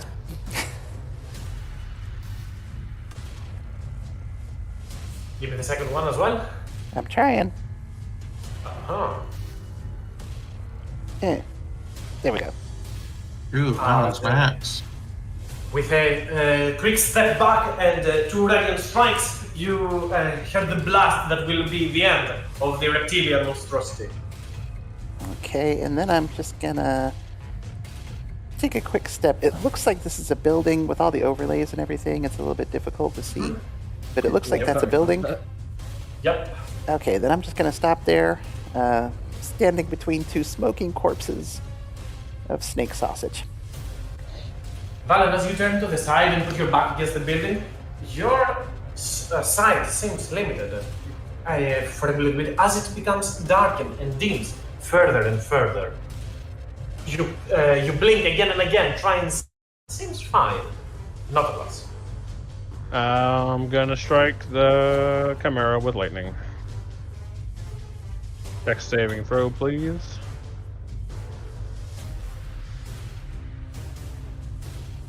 On the Chimera, you said, right? Yeah, yep. Give me the... Apparently, it is on its day today. As the strike Tyrus gave it, though put it off balance, it kind of got it out of your trajectory to strike. Okay. Then I'm gonna move. Is Jorko like making his way to climb up the building? So it seems, I believe, he's trying to. Okay. Then I'm gonna move over beside Talius in case the Chimera decides to turn him into a snack. Okay, Jorko. No worries. Is this thing on the ground or is he on top of the thing? It's slowly climbing. It has it did have some speed to spare, but it only is within 10 feet of you right now. It has the range for a bite attack. But if I move here, can I say I finish my climbing and then I'm attacking it from the top, so therefore attacking from height? Is that advantage? It is not advantage attacking from height. One can only hope. But he's on top and he starts swinging downwards. How about it? I'm just doing... well, might as well use rage. He starts raging.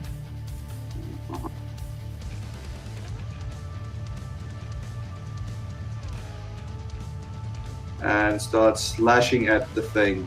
So I'm gonna rage. Yeah, let's just do normal attacks.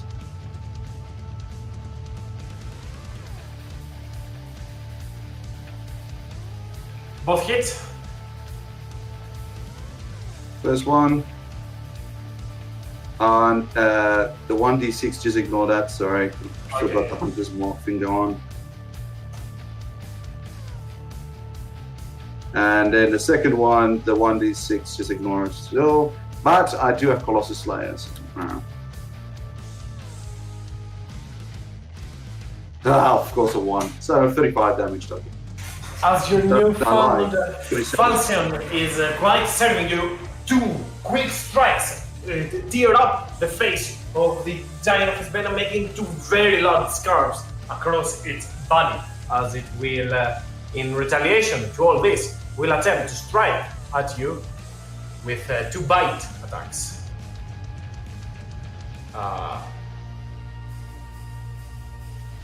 Second one hits. For 6 points of basic damage, as both of them both heads attempt to strike at you. However, after you wound them a second time, the creature slowly starts retreating. If you can make an opportunity attack, as the creature will be trying to get away at them. Hits.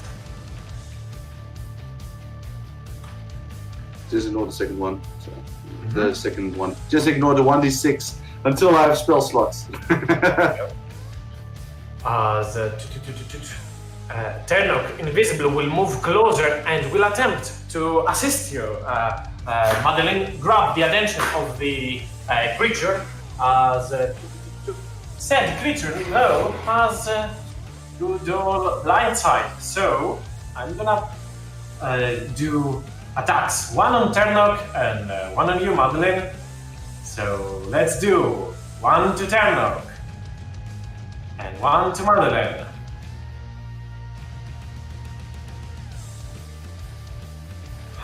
Ternok, though, has resistance to non-magical weapons, so he will survive that.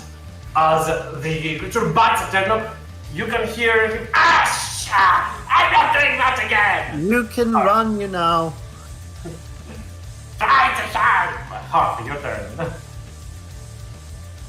Well, first off, it ended its turn on my bonfire, so it's gonna need to make another save. Correct.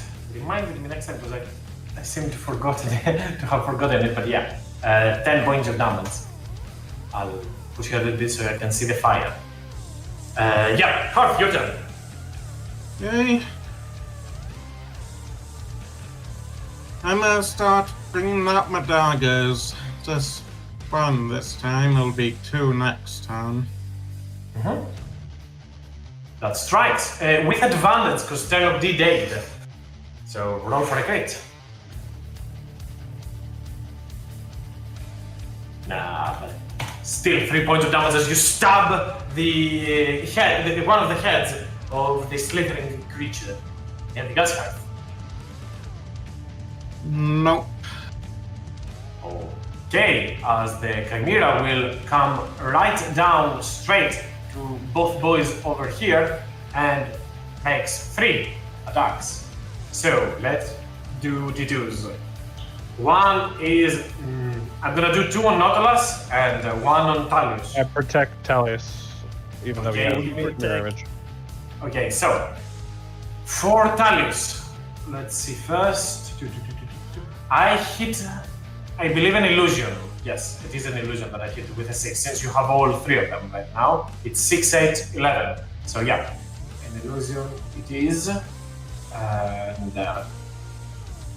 strikes one of them with its claws. So one of them. And the 2 attacks against Nautilus. Nope.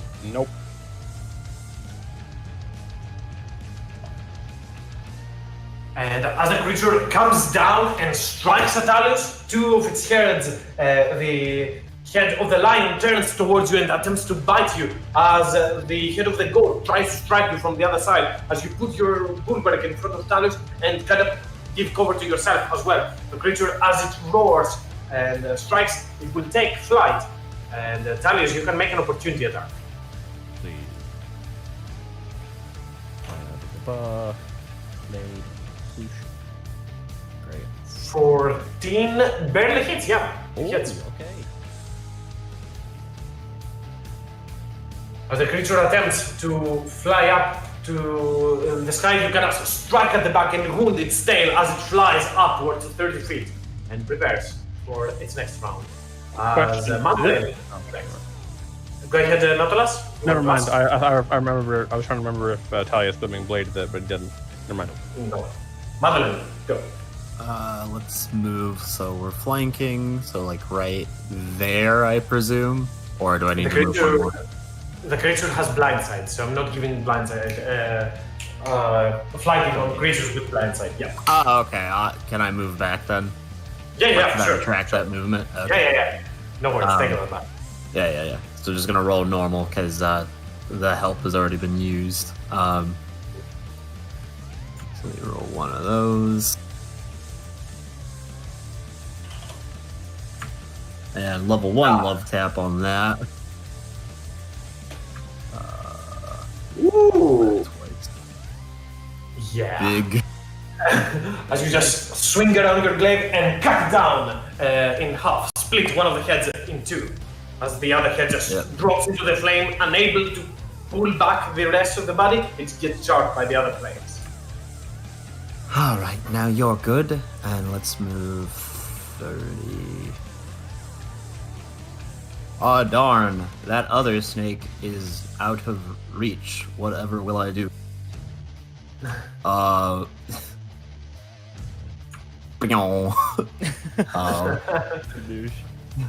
Get over there and hit it. So just a normal glaive. Let's go. That will hit. And, 4, 7. It is still enough as you move forward and in a silvery mist reappear in front of it and cut that one in half as well. Nice. And that's it for me. Darlings, your turn. That boy's still up in the air, so I'm just gonna fire off a Ray of Frost.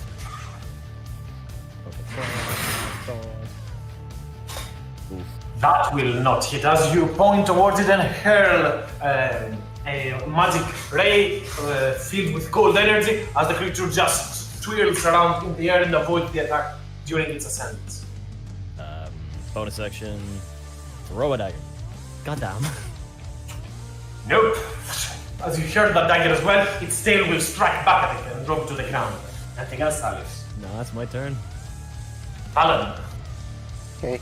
How far up is this? 30 feet. 30 feet. 30 feet. And does he look wounded at all? Not bloodied yet, no. Man.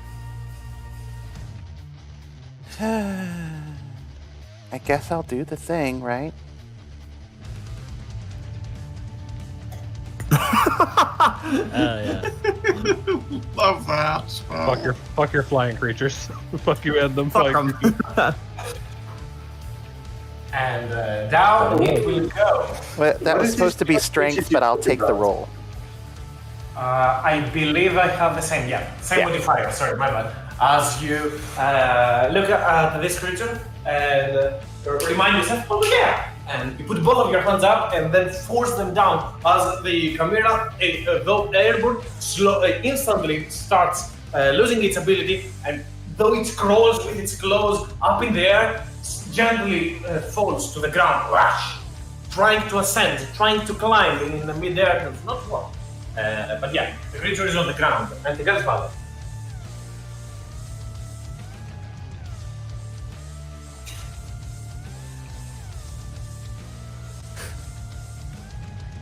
I'm just gonna tell him, just calm down, and we can talk this out. And then I'm done. However, this is no peace, as you probably can say, but you attempt to speak to the goat as you go towards it and just but it doesn't work. Not to us. I like that one. The god goes. The god goes. It wasn't a goat. It wasn't a goat. You did the wrong language.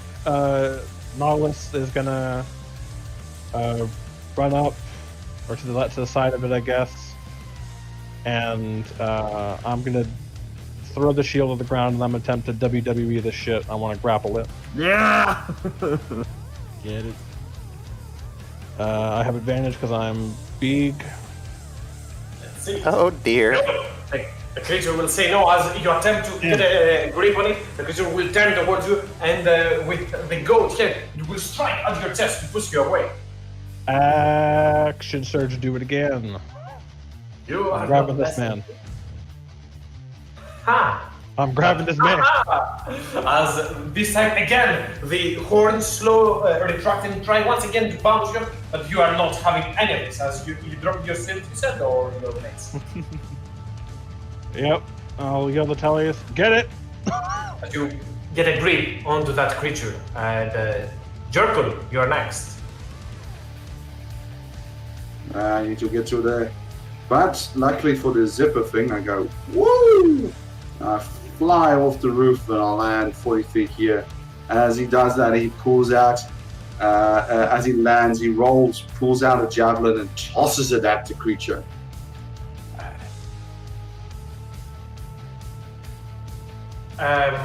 Quick thinking about that, though the attack will hit, no worry. Jerkul, if you make a jump, you fall from 20 feet and you will probably go prone. However, you have Sohal's function, so you can slowly fly towards there. That's the idea, yes, sorry. Okay, so as Jerkul takes a jump, before dropping to the ground, slowly and gently levitates as he falls forward, and then drops the javelin and hurls it at the Chimera.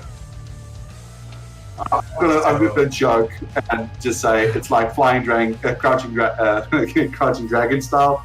He kind of like to joke with pushes the sword forward as he jumps off the roof, but then as he lands slightly, he turns around, grabs the javelin, and tosses it. Give me the damage.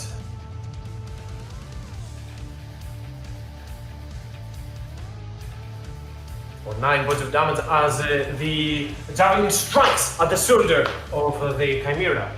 Next up is Turnip, who is not moving closer again. As Harf, you're up next. Okay. Moving down a race, I'm back into range of the aura. Dropping concentration on the bonfire so I can just firebolt the grapple one. Not restrained, so no advantage. Yep. That hits. Good damage too.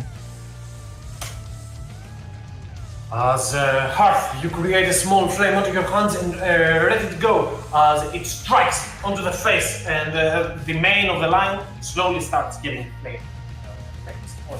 Anything else, Harf? That will be all. As the Chimera, now angered, will attempt to strike you again and again Nope. Yep. and again. Yep.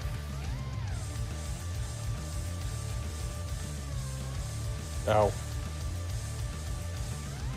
It does not have its, however, breath yet, and it is grabbing as the creature attempts to bite at you. The dragon's head attempts to bite at you. You tilt to the side, but instantly the horns of the goat strike at you, and the claws of the lion put salt over an open wound as it strikes onto your hip. Madeleine, your turn. Let's move a bit.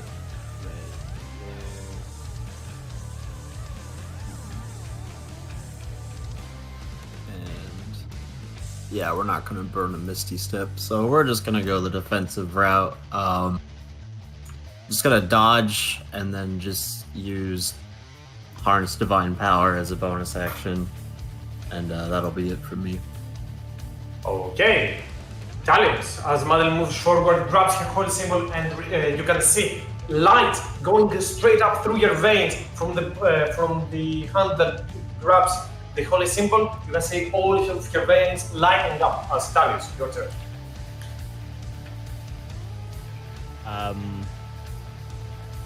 He's still grappled, so I mean, can't move everyone too much. I'm just gonna do 2 regular attacks. Oh, Booming Blade, actually. Am I not engaged? Or no, I guess I'm not. You do have advantage, Talius, if you I want to do? go Okay. here. Yeah, you go here. Yeah. Boop. Look at that. Booming Blade. Oh, That's what I like to see. Thank you.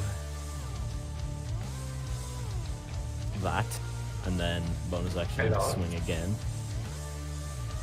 This is what we call a lot in my line of work. I as you move forward and your blade thuds with booming energy, with thunderous magical strike that strikes onto the top of the Chimera Limb and wood exposed and echoing with thundering, looming energy around it.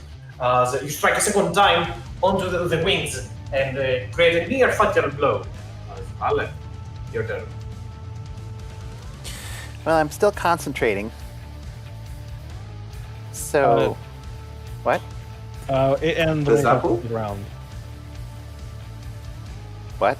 Earthbind ends when it touches the ground. Okay. Oh, really? Yeah, I think so. Really? Yeah. Going Plus, up, you going have up, going Nautilus up. grappling it anyways, so you don't need to. But no, guys, no. That's reaches the ground the or the descent. spell ends, yeah. No. Oh. The descent is Gotcha. is until it reaches the ground. It descends with 60 feet. Yeah, you can't make it It's- clip through the earth, sadly. Yeah, so it's Gmod just explodes. You can still blast them though. oh no, I know, yeah. I mean, I just can't do anything super Still cool. gonna get Zapple. You So I'm do just- the little Zapper. I'm going to take a step out where I can see him a little bit better. Go. Well, you just wouldn't listen. All 3 brains failed you. I think one of those hit. 25 hits. Man, I am rolling. And Whoop, as whoop. Valen, you move a little bit closer to the creature, and Heckle, at it, you attempt to strike 2 times. The first blast instantly hits as the creature is pinned down, not able to move. And as you attempt to go for a second sight, you lose sight for just a second, and your blast goes astray as you just blink and try to narrow your sight down this creature. As it seems that your vision is hindered. Not enough to cause disadvantages yet, but you suspect something malicious at play. Nautilus. Lightning is going to strike the ground right here and hit the creature again. Hold on. If it doesn't contest on its turn, is it grappled until I? Yep. Okay. All right. So then You I'll don't use have to my. grapple it again. All right. Yes, I will hit him again with lightning. That's not with advantage. I don't know how that could roll with it, but sure. As lightning indeed comes down, and though lightning has already struck twice, the third time is the charm as you bring down the thunder and tush, this time the creature has nowhere to move as it strikes at it. The creature is still alive, but very much on death's door. Anything else, Nautilus? Somebody please kill this thing. Jerkle, your turn. And as summoned, Jericho moves in, rage enhanced, does the Chinese giant. Why not? No, I kid. He rushes in overhand and goes twice at the creature. Seeing it's restrained, it goes advantage anyway, correct? It is not restrained, it is grappled, not restrained. But you can't So get fucking if you- Ollie on the great sword. You can go over there if you want, but yeah. Yeah, I'll just go there and then take advantage and go, hello, meet my friend. Strikes. Both strike. How do you want to do this, Jorkul? Pretty sure you can pull 20 damage with that weapon. Yeah, both of them, and it is the Colossal Slayer. But as Nautilus grapples, question, Nautilus, how are you grappling this creature? I mean, I'm probably big enough to like grapple it around like the waist or like the main part of the body, so you probably can decapitate it if you like. Jerkle comes, he sees Valen throwing his Tullius coming in, cutting it, does massive damage to his body. As Nautilus grabs a hold of it, struggling but holding it tight, as Valen throws force at the face, and you can just see the goat's head flops to the side. As the goat head is dead, as Jerkle rushes in, it hits the first hit and cuts the lion's head in half, and then turns around and just brings his sword up and impales the dragon's head from underneath its chin, and as the creature falls down, dead. And as the creature falls down, let's take a swift break.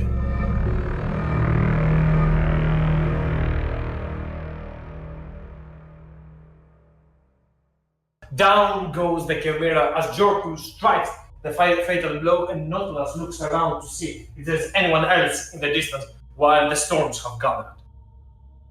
The storm subsides slowly, right after a quick look around. And I shrink back down to small boy because it's only a minute. I stop everyone and say, guys, I felt like something was messing with me during this. I start looking around to see if I can see anything, and Messing with you in what way? like I almost felt like something else was going on. Like maybe we're being watched. I'm Oh, going we're almost certainly being watched. Can I, while I still have a height, somewhat of a height advantage, can I look around with a perception check to see if anyone's looking at us from the buildings? You roll a perception check, Nautilus. Okay. Do I have advantage for any reason? No, I don't. Roll normal. As Nautilus, you take a quick look around, but there is no one in sight.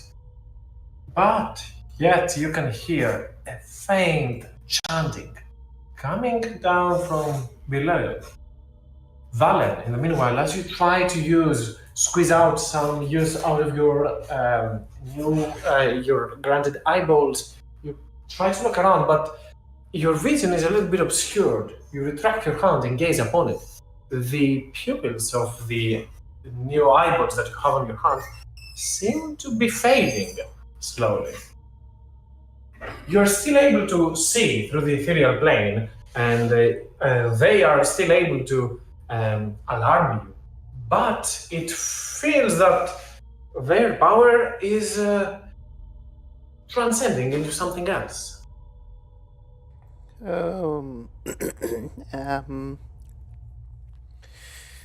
I may need to put myself back intact. But what's that? You said you heard a sound? Yes, I thought I heard chanting from somewhere. You take a step forward, Nautilus, trying to follow the chant as you take 1, 2 steps, and from behind you hear Ternok scream, "Ah!" as Ternok rushes towards Madeline, Nautilus, and Talius, as right behind him you see a crimson snake with a tail and a head slithering towards you. Slithering very, very slow, in much different contrast over the amphibians. They do not seem to be the same. Turnip moves closer and walks to Madeline. "This thing, Doctor!" And turns. Interesting. The snake slowly approaches towards you. It's not making like any hostile movements, is it? It's just No, very slowly. Very, very slowly.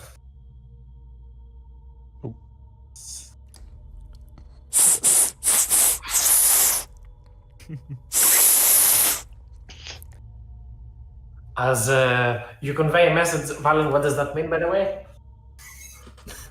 I don't know. He's just making sound. Turns out you Turns you accidentally insulted his mother. Come again, Hart? Sorry, I didn't hear you. Turns out you accidentally insulted his mother. Rolling. You said a snake slur. I just turned towards the snake and who are you, as you ask? The snake looks towards you and speaks in perfect common. I am the trackers. I sent for you. Oh, that's what they meant by stairs. Interesting. Unexpected. They are close. Out of curiosity, none of these were with you, right? Vile abominations of their master. Ah, interesting.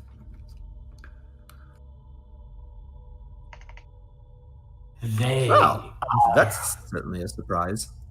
Oh, sorry. they are close. The tall man, as you slowly go back to your normal size, Nautilus, heard them correctly. I shall guide you towards them. Well, it's nice to meet you. And she'll put a hand forward. The snake kind of tilts its head to the left, tilts the head to its right. I already have one that looks like you. I am graced by the chosen. I'm sorry. It matters not. Well, hang on. Looks like me how? Just horns and a tail? Or looks like me in color and hair? She looks like you, but she What? has hoofs and wings. Oh, okay. So it's not my sister. I was about to say, that's peculiar. Can I So insight? she gets around. Can I insight or Oh, roll Sorry. Arcana, sure. Yep.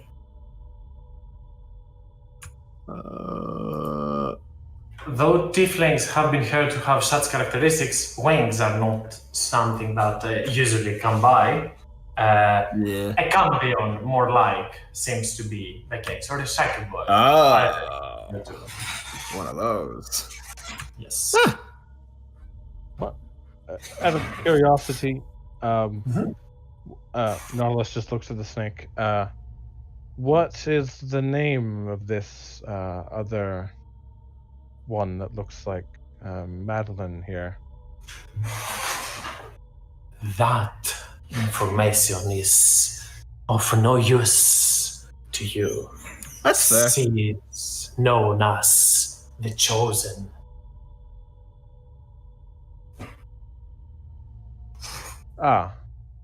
Just wondering if we've met this one before, but hopefully not. Oh, you're ignoring me. Okay.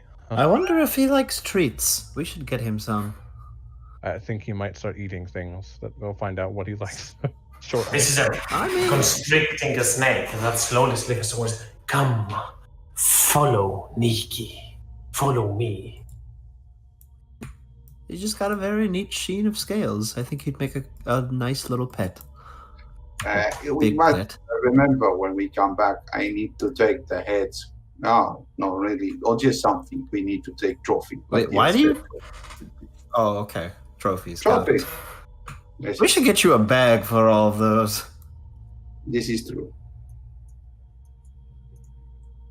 As the snake in front of you He's slowly a fast boy.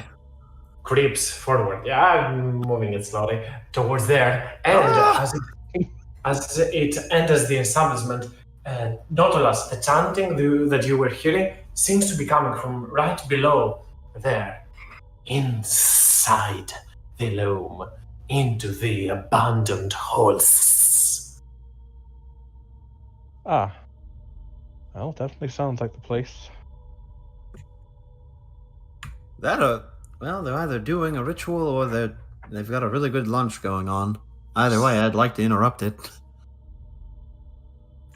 You move inside and you can see through the creaking floor there seems to be a small opening, and on top of that some sort of filament to put on top of that just to block it. As you take it out, and you can hear chanting from down below.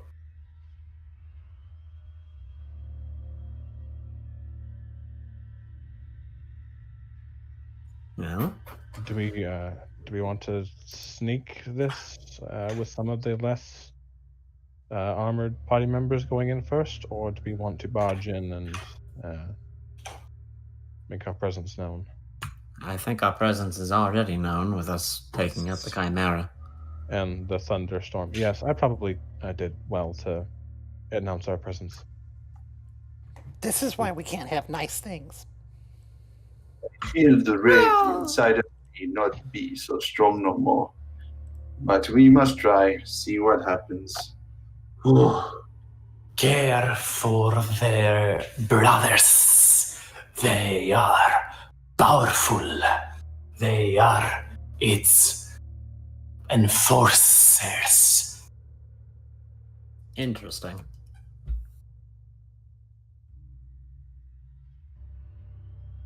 The chanting seems to be continuing, growing larger and larger with every second that passes from down below. Oh, no time like the present. I don't think you'll be coming with us, big friend, but pleasure to meet you. Hope we see you again.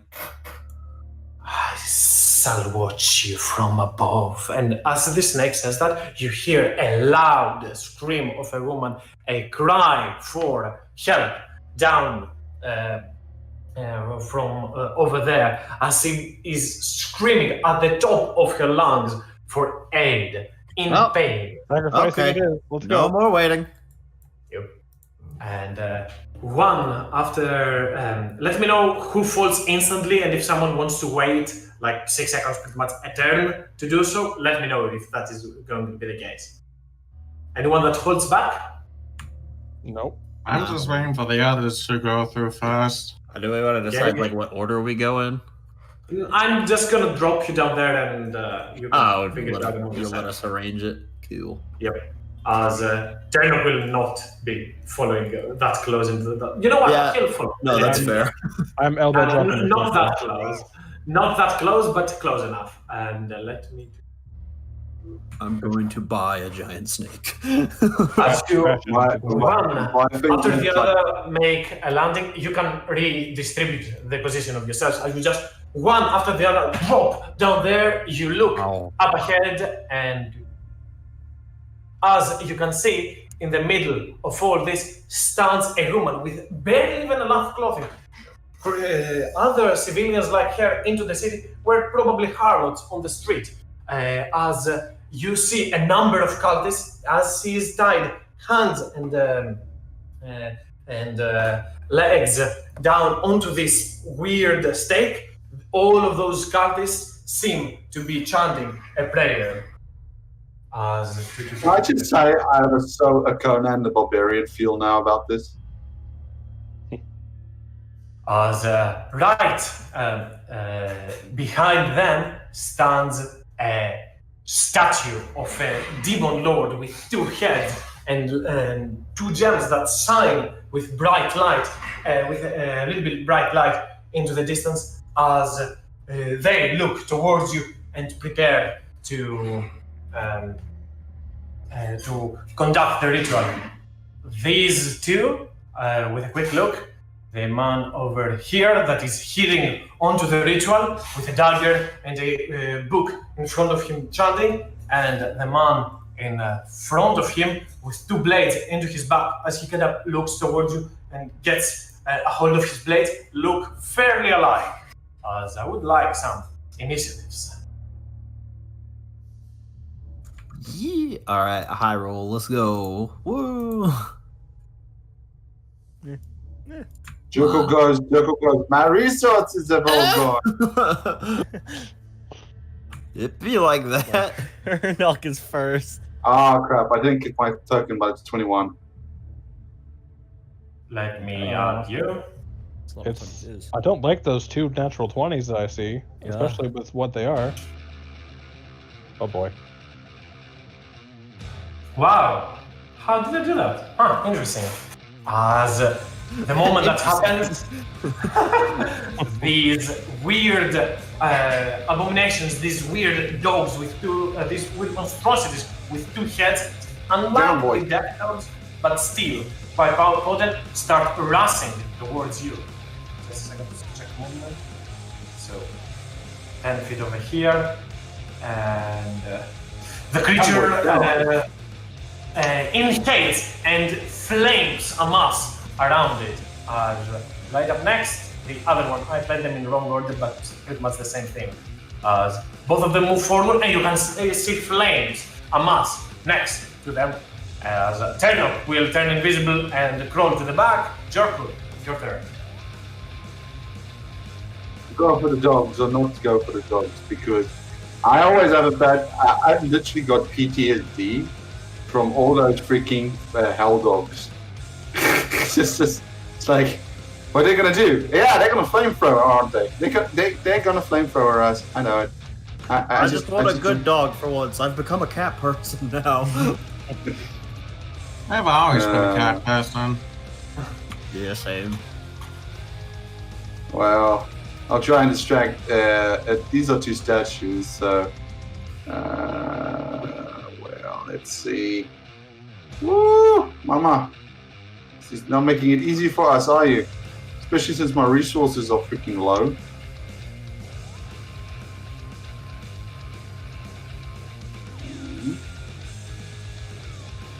Dash action. Man. Jorkul says, fuck it. These are steps over here and over here, but not that big. So a jump from above won't be doing much damage to you. Yeah. Like 10 feet or so. And no, Jorkul is doing thinking a bit. Go there. Yep. That's me. Talius, your turn. Okay. This could be a great idea, but probably a terrible idea. I am going to cast Darkness situated around the woman on the table, so it should get all of the cultists. And hopefully stop whatever they're doing. I don't know if that's how spells work, but we'll see. And then I will bonus action Blade Song, and I will run around, I guess, the other side of Jorkul this way. Okay. And that's my turn. As these cultists are still all chanting as Nautilus, you go next. Talius, can you show me how you moved? A little bit. I need to know if I can unleash a flamethrower. I went from here to here, straight. Told ya.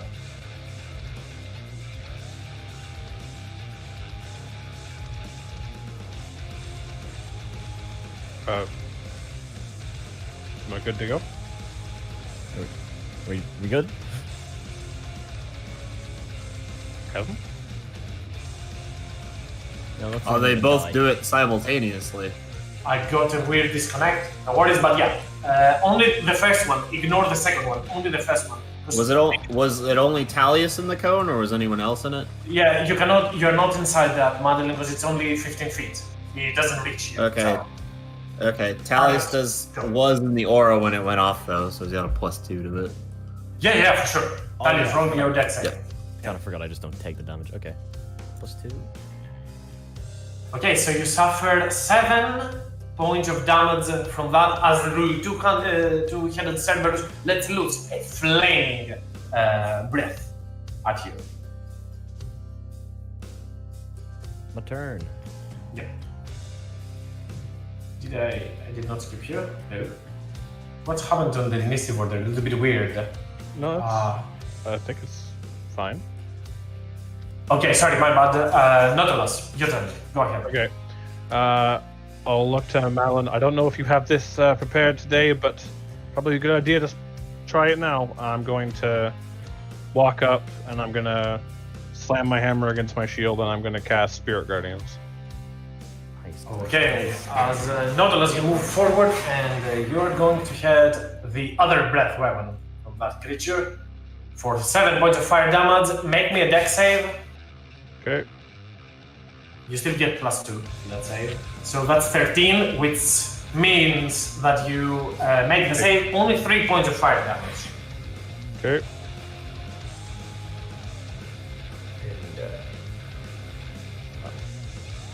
What? Again, would I have cast a spell after I hit it or no? No, get the fire damage then cast it. I don't mind it. Okay. Alrighty. Well, I don't know how if you're gonna be able to do the aura. I'm not sure how to do it. Just double click on your token and there is an option. Okay. Okay.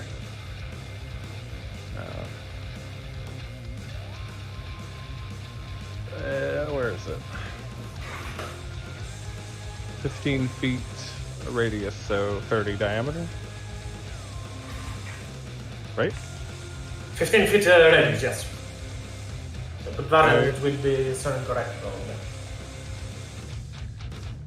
But yeah, and he does know the last. Whoa, that's too big. That's big. That's a Change it to meaty aura. 15. 15. Yeah. And he does know the last. That's it. Okay, as you strike your shield and sword, and around you, spectral illusion of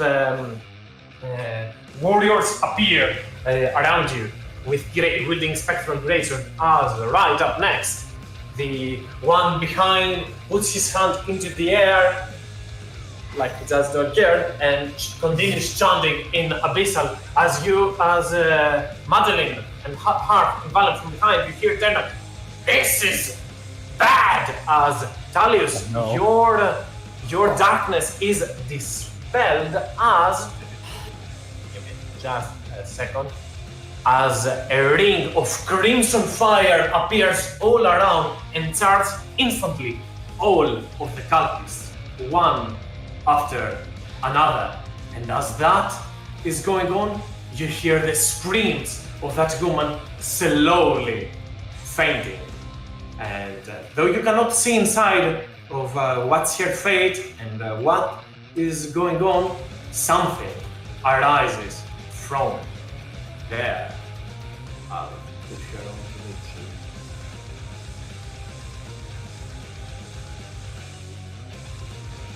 As a two-headed, grotesque fiend arises and flies above the flames.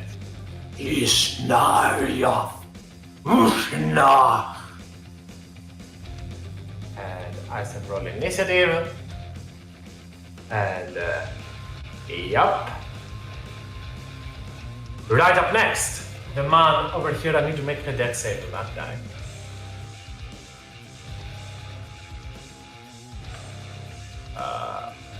Yes, I believe he's fine. Give me a second. Yep. The cultist gets charged a little bit by flames. Now, he takes both of his weapons out and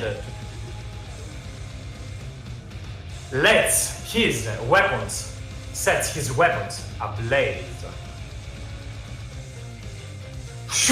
As you can see, his hands roar with flames, and he appears to be ready for combat.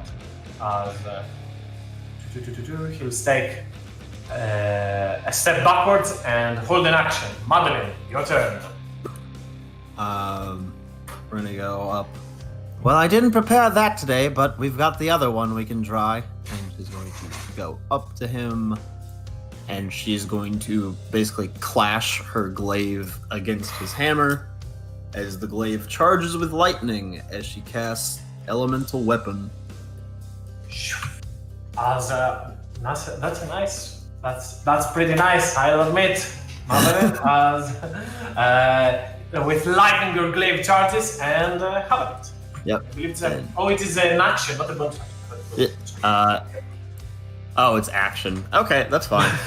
Hey, but It's one of the worst spells in game, but I really love the idea that you're doing that. As your whole blade echoes with lightning. As Hearth, you're up next. Oh, a bit too late to stop what that warlock was doing. But he's still in range of my new 5th level spell. Keep in mind, Hearth, that this wall is opaque. It is similar to a wall of fire spell. You can see the creature that is flying above, but you cannot see the warlock and the cultist behind it. If you move to the side there, you can probably see them, yeah. Yep.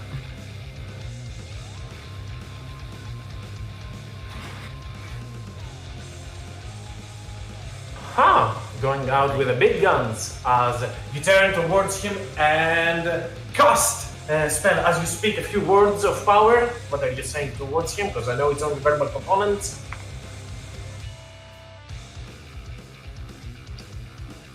You will burn, and not the way your masters burn. This will hurt. And I need to make a dex save. As flames wreath around him and completely overtake his garments, whatever he's wearing, he chants for power, and you can see the flames that are slowly appear around him are slowly travel into the distance, into the wall of flame, as his magic is powerful enough and his dexterous enough to avoid taking half of that damage. And the gas Hearth. Nope. As right up next, Valen, your turn. Okay, quick question. I'm seeing these statue-looking things. Mm-hmm. Are those real statue-looking things? They are actually there? Yeah, sure, why not? Okay. Alright. Now let's see here. So, I'm gonna go to right there, kind of behind the statue, and I'm gonna start concentrating really hard. Okay. Where to? Okay. As you command the light to show up, you raise your hand over there, and from your hand, magic amasses a green light. As you say a few words, and like a wisp, slowly travels towards there. As a small wisp, it slaps itself, smashes itself onto the ground, and amasses everything in radiance. Give me just a second, I'll check something. I believe it also spreads dim light in the area, yeah. Yep.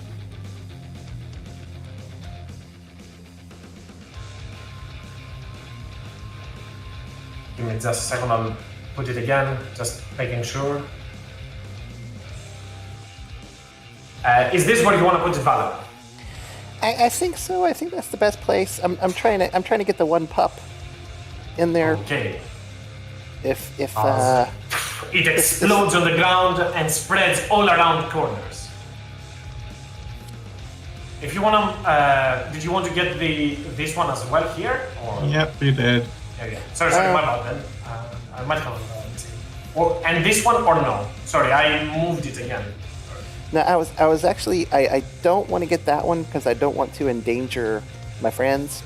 So I mean, if he can clip him there on the edge, that's, is he within the 5 foot space? Whatever, your choice.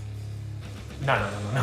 But yeah, as this will explode over here and dim everything in this sickening light, the Cerberus will move forward and make 2 attacks. But I need a bunch of Constitution savings.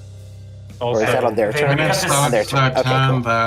I'm gonna need this it. one did not start its turn inside, so I said it will make its attacks Okay, against cool. Madrun and nonetheless. He also needs So- to start. No, he also needs to make a wisdom save against. That is correct. Guardian. That is a fail, I believe, or Yeah. how much it was damage? fail still. There was 13, so 7? No, 5, 6. if it fails 13, right? Or Oh, yeah, does it's it make a a fail. save? I have a. Oh, where's my DC? It's 14, so he passes. Oh, okay. So 6 points of damage, as it will take a step forward and split its attacks. 1 to Madeline, I believe you use your reaction to one, Protect. Yep. and 1 to Nautilus. I believe none of them hit, as it does not recharge its breath. The Cerberus moves to the side and attempts to strike at the same time both of you, as Nautilus protects Madeline with his shield and strikes with his gauntlet onto the face of the other this weird amalgam of creature, as the other one must first make a con save, then a wisdom save. I believe I failed both of them, so I suffer. Well, I fail only the constitution. You cast for Sorry. wisdom. Yeah. Sorry, my bad. Where is my good thingy? It doesn't have any vulnerability, but still 19 plus 25, and it gets a level of exhaustion. Put that into account, as it will take a step forward. Madeline, you can make an opportunity attack. Yep, we're gonna do it. And give the glaive, please. There we go. We're Strikes. gonna slap a level 1 love tap on that, and I presume it's some kind of fiend. I believe it's a monstrosity, but let me double check. It is a monstrosity. Yeah. Okay, so just a normal love tap. Damn! No. Yeah, that's it. I love them so powerful as you see the creature moving in range to attack. Your beloved, you just turn it with your glaive and slam it down, cutting both throats of this creature. As Jorkun, you are up next. Not kids is why you go on mandatory vacations. Move over here and start, just on the edge, and start throwing javelins. Because that thing even counts for me. So I see this sickening green light, and I remember Valen's spells. But Jerkle, not being tiny and such, just takes out a javelin and tosses it. I think I can only do that once, right? Correct. And then he pulls another javelin out for the next one, so he can throw it twice. But anyway, let me throw that javelin. That hits. This one we are hitting, right? No, of course not this guy. Why would I go for the guy with the swords when I go for the squishy? Okay, 30 feet, you are still within range, so that is 9 points of damage as you strike against him, and the other one turns towards you. So you want to be like that? Fine! He kind of starts running towards you, but he's dead, obviously, and the guy is Zorko. Yeah, no, I pull the other one out for next turn, but I just move 10 back again. I want him to come towards me. Come towards me, bitch. I'll run up, I guess, to here. There we go. And I will shoot off a ray of frost guy with swords.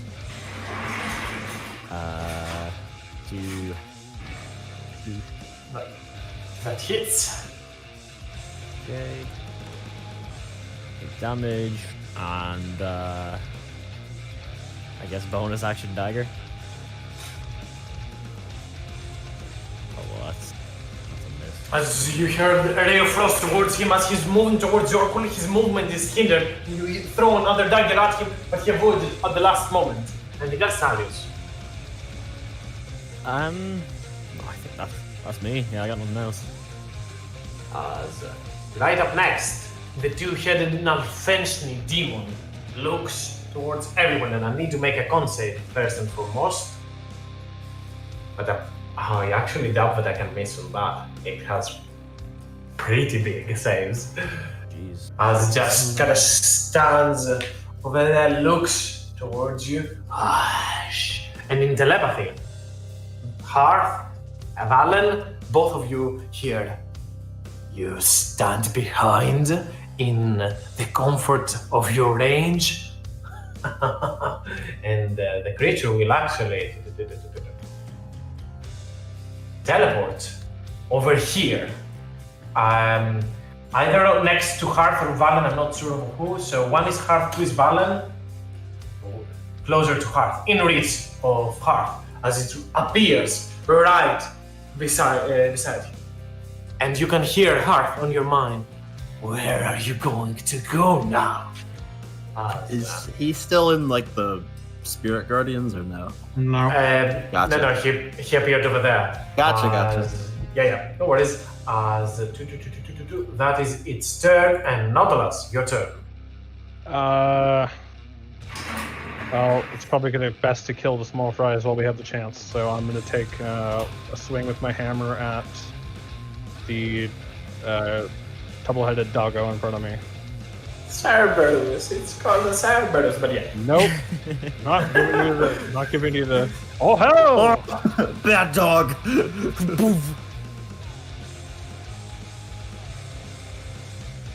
Have anything else? I guess. You know what? Bonus action, giant smite. And you grow in size as you strike a part of the head, slamming, I guess, the dog, and you are ready for a fight. I make sure not to step on Madeline. That desperate to stay taller than me, huh? As onto the other side, the warlock will look towards you, Talius, and Does he do his saves first? Yes, thank you, Valen. I tend to forget. I want to be effective. Thanks. That level of exhaustion. Yes, level of exhaustion. And damage. That 19 is nothing to snuff at. He shall take his movement backwards to get out of there. Looks towards you, Talius. Fancy magic you got there. But I'll show you what all of you will happen when all of you are gone. And he will cast. I'm sorry. Shit. I should have done it earlier, but yeah, I'll keep that for next turn. As he will cast. Yeah, let's do that. A green, sickening ray straight towards you, Talius. Just a second, real quick. Just check something. Okay, so absorb elements won't help. Can you evade that somehow? Do I have anything that can? Intimidate concentration. Fuck. Okay. Here we go, I guess. Are you really worried about concentration right now?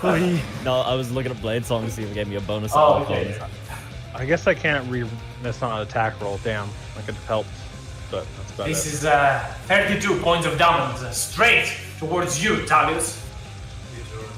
Okay. And it will take its 5 last steps over there in the corner. Yeah, but he needs to be glowing. Sickening radiance. Oh yeah. I'm a glowy ball. Give me a second, Mal. I'm gonna squeeze everything I can out of my couple spell slots. that will help, but give me just a second to make that work. It's gonna be weird if I put him on him. Dim light, correct? Yes, just 5 feet. So, give me a second, making sure it works. Yep, now it will work. That works. You can see him, right, Valen? Yep, I mean, he's there. It's Yeah. cool. Yeah, he's dim lighting. He has dim light right now. Okay. But yeah, right up next, the cultist will first make his save. Now I remembered. That is a con save. Yes, that is a con save. He will fail, so aside of the minus 29 it was? Or, yeah, 29 it was, I believe. 19. 19. Yeah, 19 hit points. He glows and he's exhausted. Okay. And he did get hit by a ray of frost, so. Oh yeah. That 10 reduction. So 20 feet of movement here and a dash action to come straight for you, Jorkul, as he rushes towards there. And that shall be his turn. Madeline, your turn. Yeah, let's hit this dog real quick. Don't take that out of context. Beat up this dog. Are you talking about Nautilus or the Cerberus? Ow! That strikes. It's a hit. We'll hit it again if it's still up. Strikes. So hit it again if it's still up. Nope, not long it up, as 2 strikes against it are enough to do the trick. I gotcha. Well, I'll just stick with that roll anyways, because after that she was going to start moving up to the big fella. Okay. That's her turn. As you strike down, slitting the throats of both of those heads, you move to the big fiend next to you. This grotesque demon, Hearth. Okay, I'm responding to his telepathy. Run? Why would I run? You're right where you need to be. As I activate my mantle of the flame. And then use my circlet of blasting for 3 scorching rays. Keep in mind that it would be a disadvantage because you are next to him in melee range. And this has ranged attacks. Yeah, I'll risk it anyways. How about me? As flames sprout straight out of you, you point your circlet and hear 1, 2, 3 blasts at the creature, but its skin is barely grazed by all those as they hit non-vital spots, and you can barely touch it. Anything else, Harv? You can hear in your mind, run now. That'll be all. Okay, Valen, your turn. Okay. This sucks. I'm concentrating Changing still. something. Whoa, hey, what's going on? No worries. I'm changing something for me. Okay. Man, I really don't like that guy.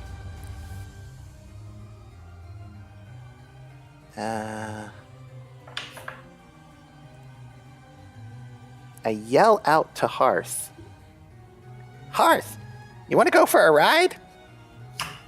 Oh god. Go. No thanks. I want to show this demon a few checks. Okay, good enough. Then, while I'm still concentrating on the sickening radiance, I'm gonna zap Henchman. So let me get a Frizzapple. Oh boy, and a Frizzow. That does not hit you, but the second one hits. Yeah. And just by Henchman, I do mean this boy. Yeah, I realized. Okay. Yikes! Gosh, what do you eat for dinner? That is a Hey, lot of that was damage for almost you. fast. As you I eat strike her wings. onto his back for a powerful strike, almost dropping his blades as they are about to fade from flames, but he still manages to get a hold of them. And then I'm just And gonna, I'm gonna step closer to my big friend and behind a little bit of cover from that statue, just in case he tries to zap me back, and then I'm done. Does Nautilus count as cover? Probably. Well, I'm gonna face hug this guy. Dog! Hello! My name is Joko, son of Urkel. I will smack you now. But that's my turn. Like Steve Urkel? Okay, as you start backpedaling, Jorkul, the cultist that was following you turns, fine, then watch your friends die as you jump towards there. You know what to do, brother! He yells. Talis. I guess I'll go help Jorkul for a minute. I'll run up here. 25. Broom and blade. Where is it? Go. Bad. 20 hits. You have advantage, by the way, because if I had dash, Yeah. can I move it so he can get advantage? I had You would enough still need to movement. attack before. Yeah, you didn't attack. Yeah, I Yeah. can. Oh, good. Go. Yeah, that's true. Yeah. Much, and Ooh. then 25 right on pass. He's bloody now. Stay there. Why are you moving away? It's what I do. Yeah. Oh, actually, before that, just scratch. I'm gonna do a bonus action attack and then move as well. Okay. Wait, do you have enough movement to actually do that? You were here. Where you were here? I went 25 to 25, wherever it was 25. Okay, I was I see. here. Yeah, 50 movement. Okay, I see. The 15 hits as well. Give me damage for that. There we are. As you jump forward, and as you land down, you make 1, strike 2, and then jump backwards from Jorkul, using Jorkul to give you some elevation. As you take a jump from above him and land onto the other side. As right up next, the two-headed Nalfesni shall use its multi-attack. Best though, it will use its Horror Nimbus. Oh boy. I believe Nautilus is not within that. Yeah, you are not. So both Harf and Madeline make me a wisdom saving throw. Rip. Come on. Alright. As multicolored lights appear like a small fog around him, and both of you, of your hands slowly shake as the creature looks towards you. Now growl in fear, and he will make his attacks. If I'm not correct, now it makes 3 attacks. 2 claws and a bite.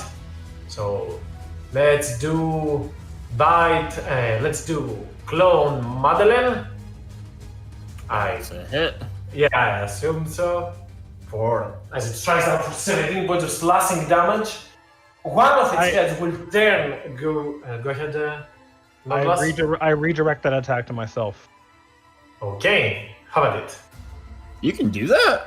Yeah, it's one of my. You have one Oh, reaction to do. Oh shit.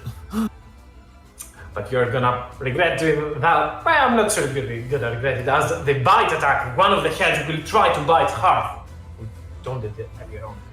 I will assume that hits. That hits, but he also takes the 3 fire damage, and that is more than half of my health. Wow.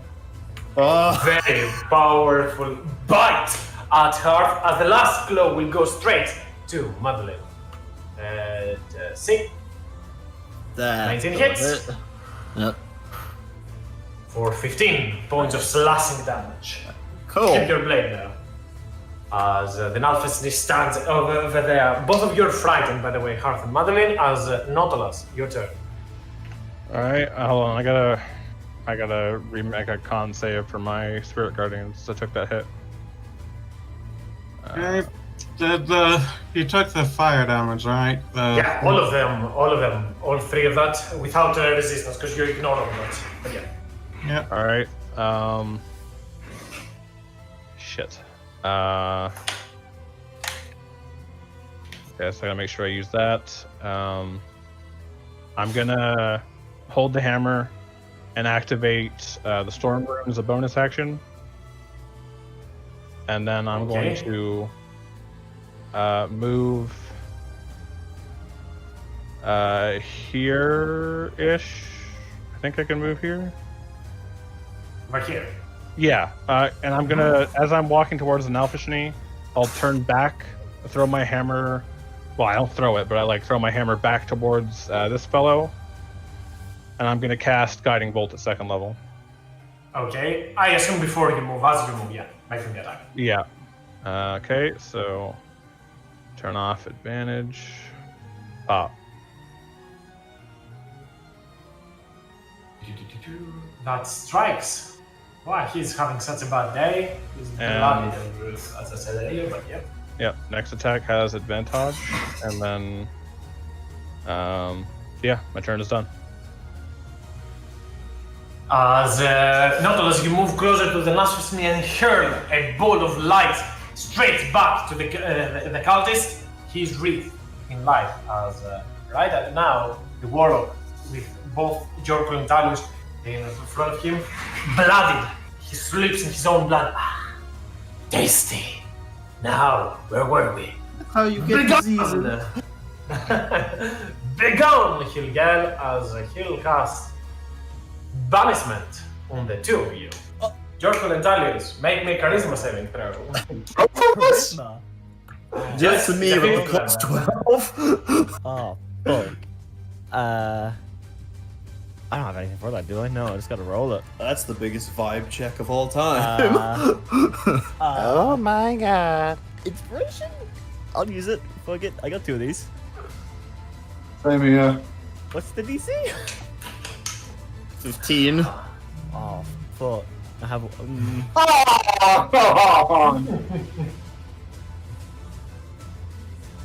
I You can assume use more that I use Right, my luck tell blade. it. There you go. Talius. Talius. I'm out. Sticking around. Talius. That's all on my toes. As you hear, and Jorkul is not here. At least, Gone. At least Jorkol isn't from another plane of existence. That was Okay, all. that could be counterproductive as the warrior will take a few steps backward, moving backwards from Talius. Interesting blade. I'll take it right after. My brother would love to have it. As it is not for sale, is the reply here, but as the other cultists will start running and get a dash action. Oh, actually, Talius made the save. But it's fuck it. I'm going. I cannot decide. Talius is I one, dare 2 you. is Valen. It doesn't go like that for me. Like, as he said to Jorkul, he will dash towards Valen. And Madeline, your turn. Who dashed? Oh, that guy dashed. You dashed Okay. the whole area. Not the guy that caused something then dashed. I was gonna be like, no. I got banished for goodness sake. Yeah. Madeline, your turn. Considering frightened, there's not really a.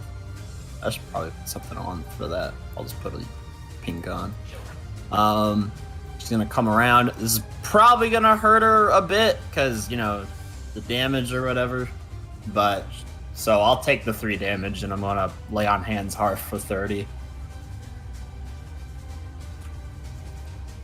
Just because frightened and all that.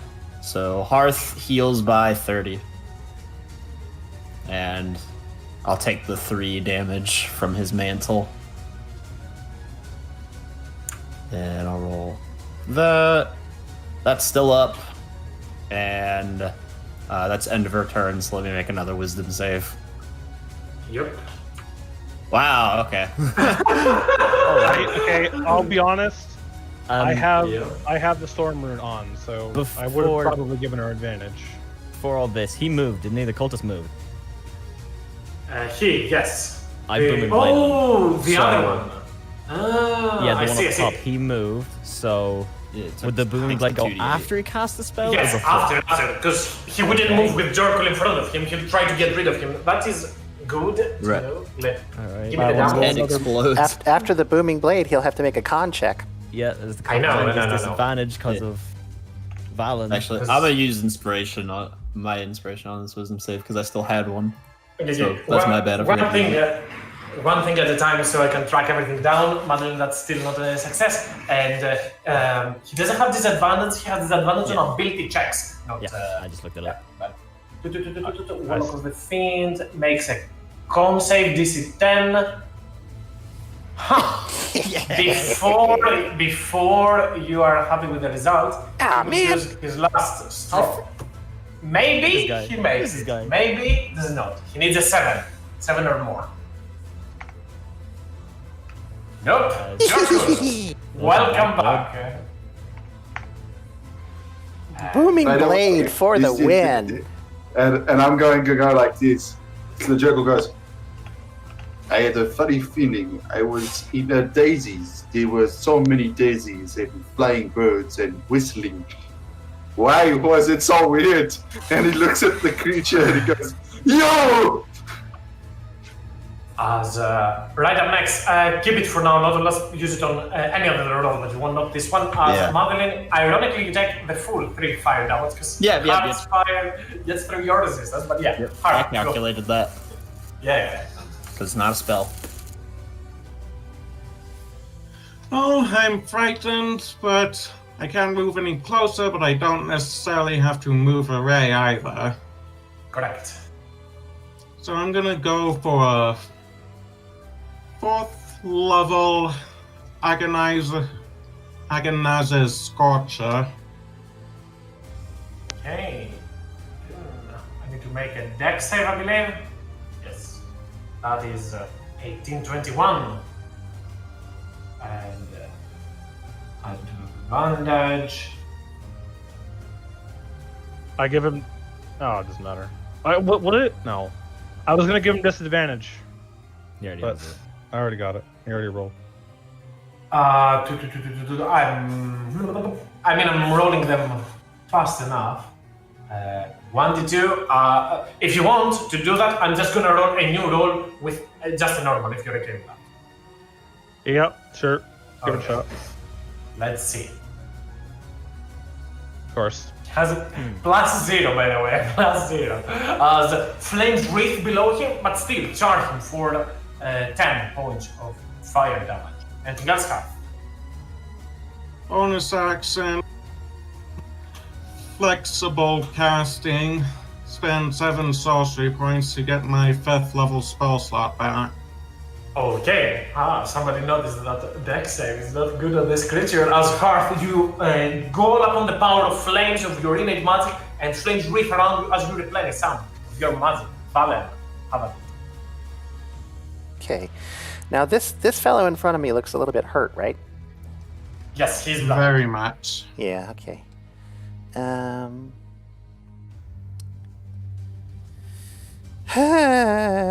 Ranged attacks, close-up attacks.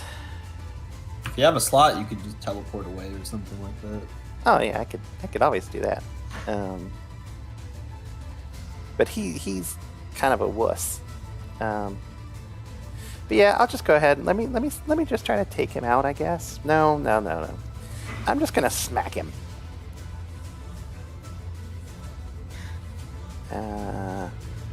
Just gonna hit him with a spear, but using the green mist blade. Okay. Let's go. I can attack people. I know how to do that. 19, which is enough as he will attempt to parry, but it's not gonna be enough as you just beat his AC with even +3.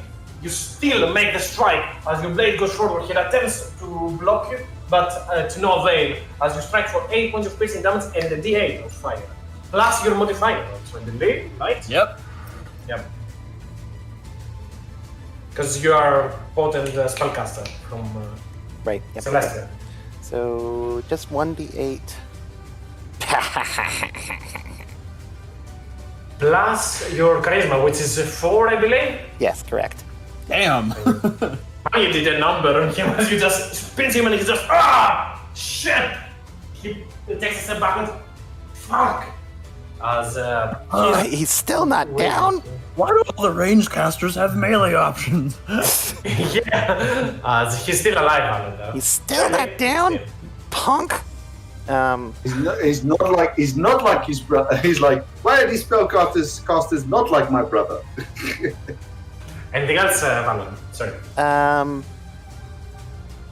Yeah, I'm gonna just peek over my shoulder and gonna throw out some healing to Nautilus. Let's just do. Let's do 2d6s.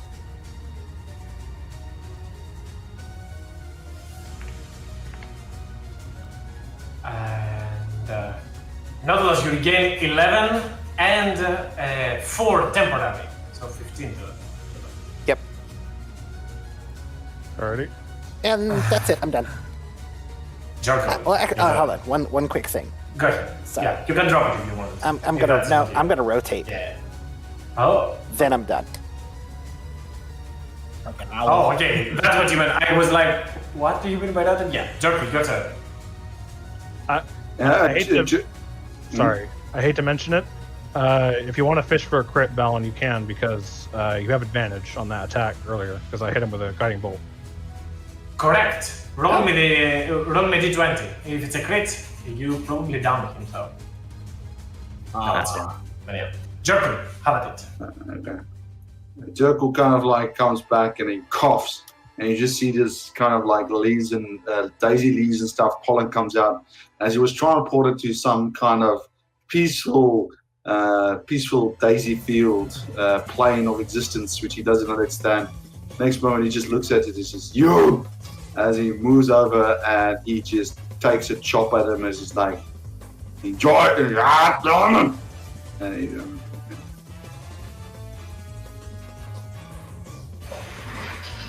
Yikes. Really? Doesn't even hit?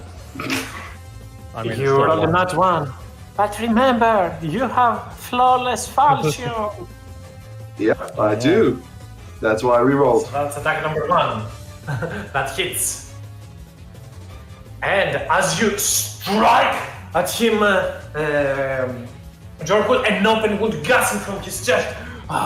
You are dead! He yells as a reaction he will cast.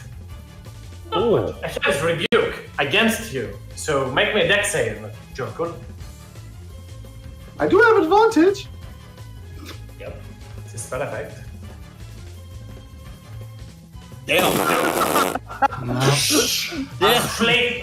As he says that, crimson flames wreath from down below you and instantly combust against you. My scales recognize you, but by the way, so that damage was 23 damage because I also. I added this. I added this 6. Yeah. And then he goes and he hits again.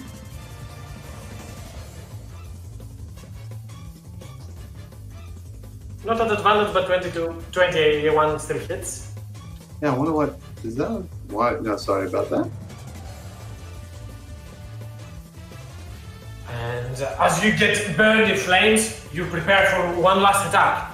You strike for the total 14 as you gas your blade onto his chest, and he's merely a death door. Not yet dead, but probably will be soon.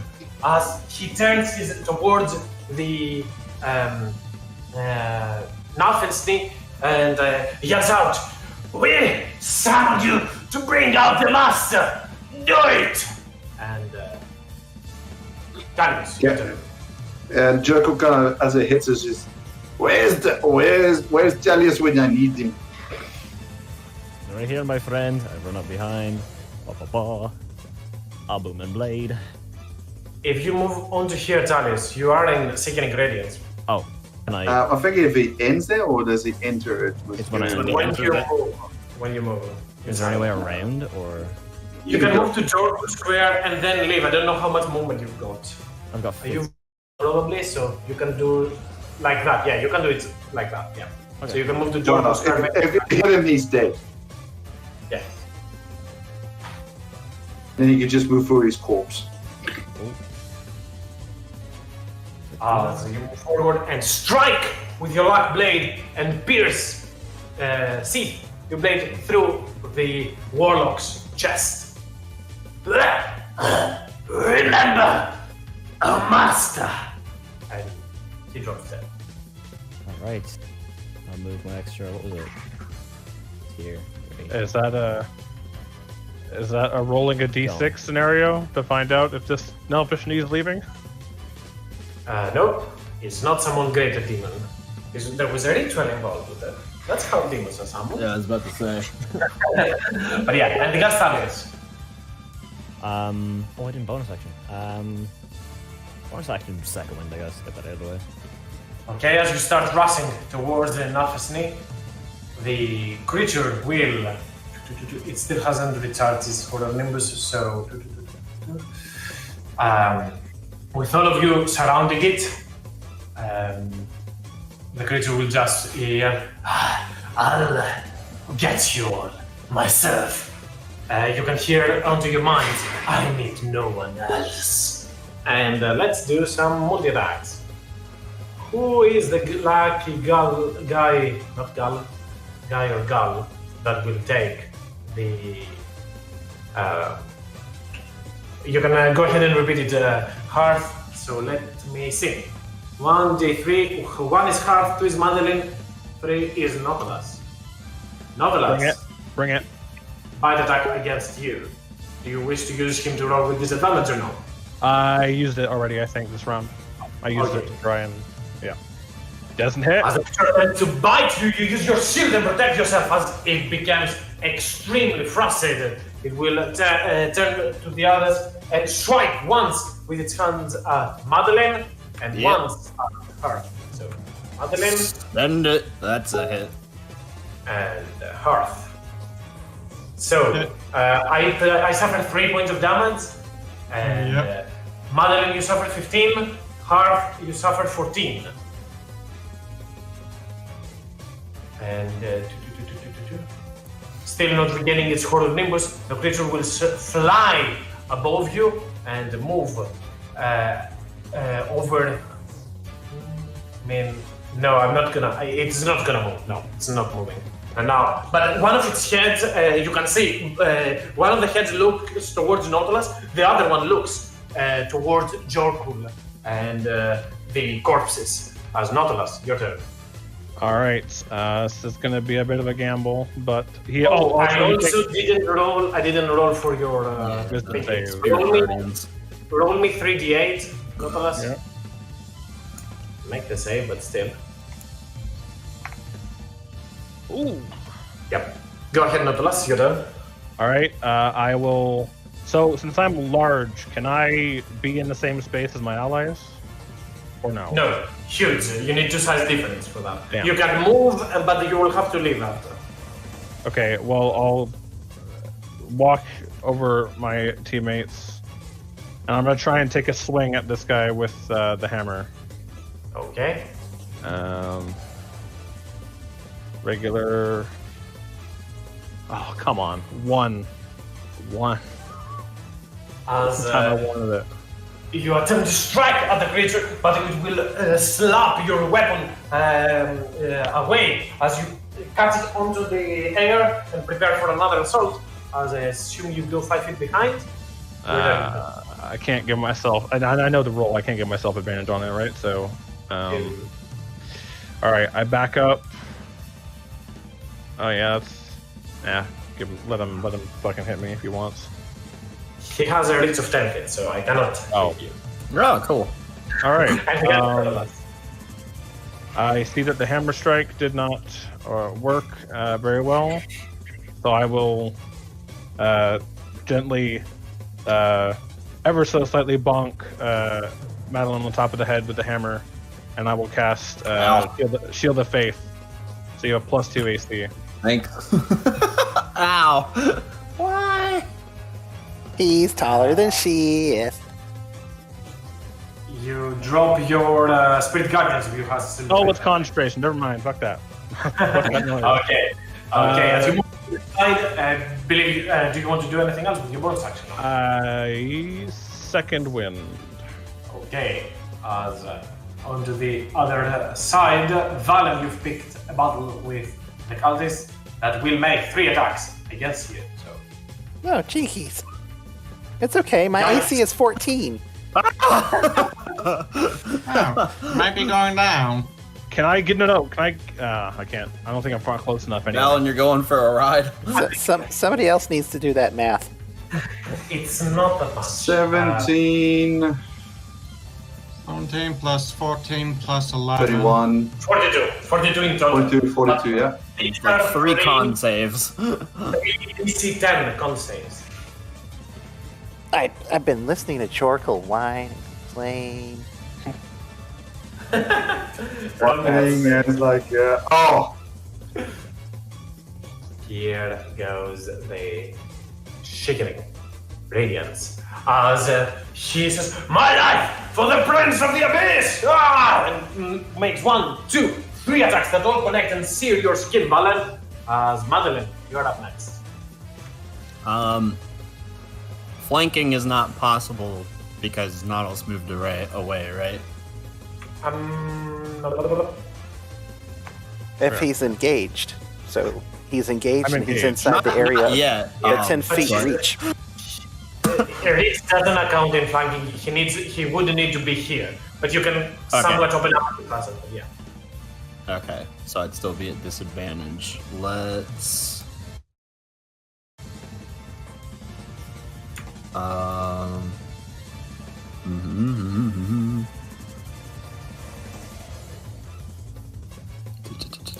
Not a disadvantage if I say so, but you have to. I have to call that. That is for 1 attack.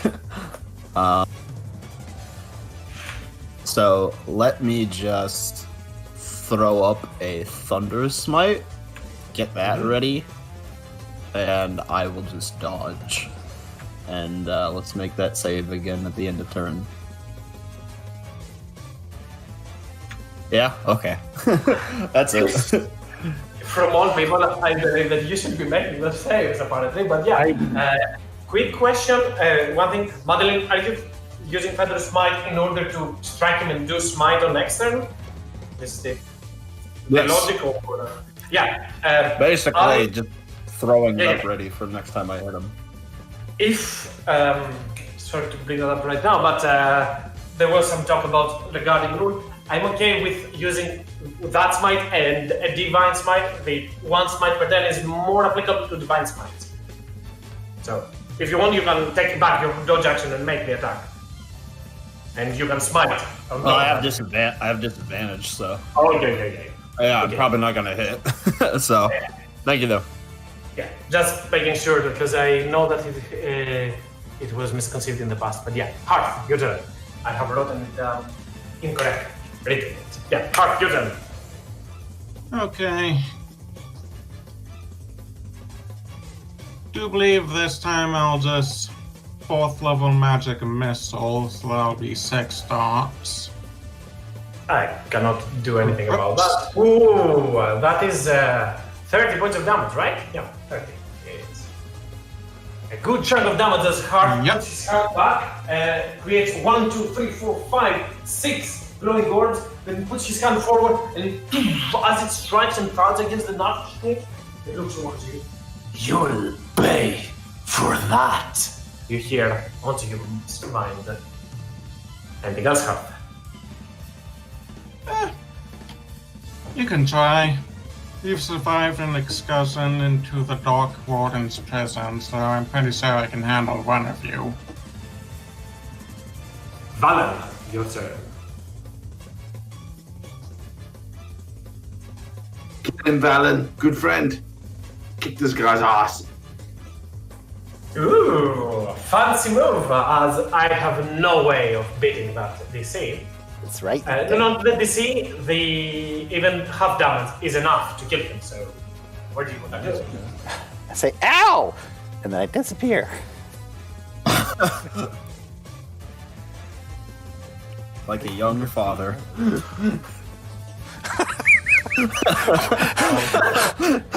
Oh my god! Young father.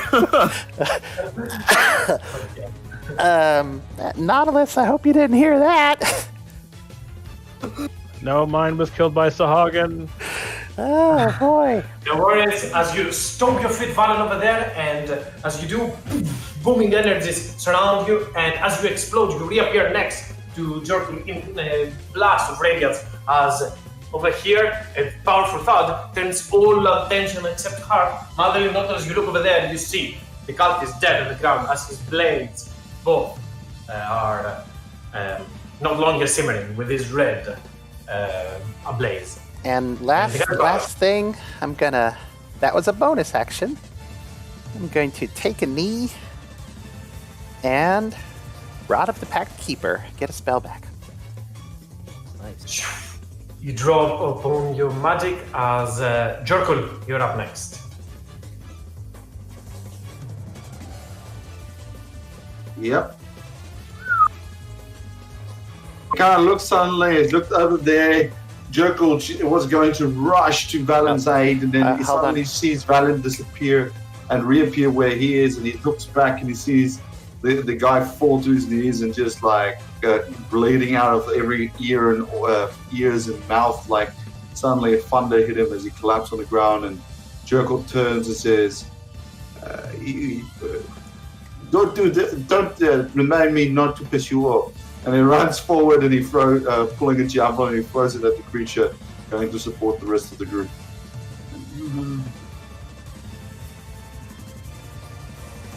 And chuck. And it's just going to be a normal javelin throw. And I think that misses. 15 misses, yeah. As you heard the And javelin. that's one turn. Okay, before I go to Talis, Valen, do you want to correct something from your turn, or is it fine as it is? Madeline pointed out correctly that Thunder Step is an action, not a bonus. I'm so used to those being bonuses with the Misty Step and the Glimmering Step and all that crap. So instead of using the Rod of the Pact Keeper, I wouldn't have been able to do that. That's an action, so I would have just thrown some zaps at the demon. I mean, zaps are still an action. But Oh yeah, that's right. It's still an action. You could too. probably Healing Light if you wanted to, like if yourself you want, yeah. I was about to say. or someone else. Oh yeah. Someone else. 1, 2, 3. Stupid counter thing. Madeline. Yeah. Thank you. +4. That is 19. 19. I mean, 4 temporary, but really, I believe they are going to go down faster. Same thing as Appreciate it. Talis. The temporary, but yeah, Talis, your turn. Dad joke paid off. Bit of a mess I'm going to pull off here. Okay, I'm going to move 30 feet from here to here. Bonus action. Gone. Get this all in order. A Misty Step. Here. 30 feet. So I moved. Wait, how much did I move? 30? Yeah, 30. 30 again. Action. I will cast. How far am I? Please tell me I'm the right. Hold on. Yeah, I will cast Lightning Lore. Try and pull him away from her and the others. I don't even have a thing for this yet, but I'll just roll normally. It was worth a shot. Saving throw. Worth a shot, but it will not work. As you move aside and use your magic to try and pull him closer towards you, the Lapis just grabs the lightning glass and breaks it open. Okay. Well, seeing that didn't work, I guess I'll run up. Instead of 20 feet of movement, so run up 10 here. Action Surge, Booming Blade.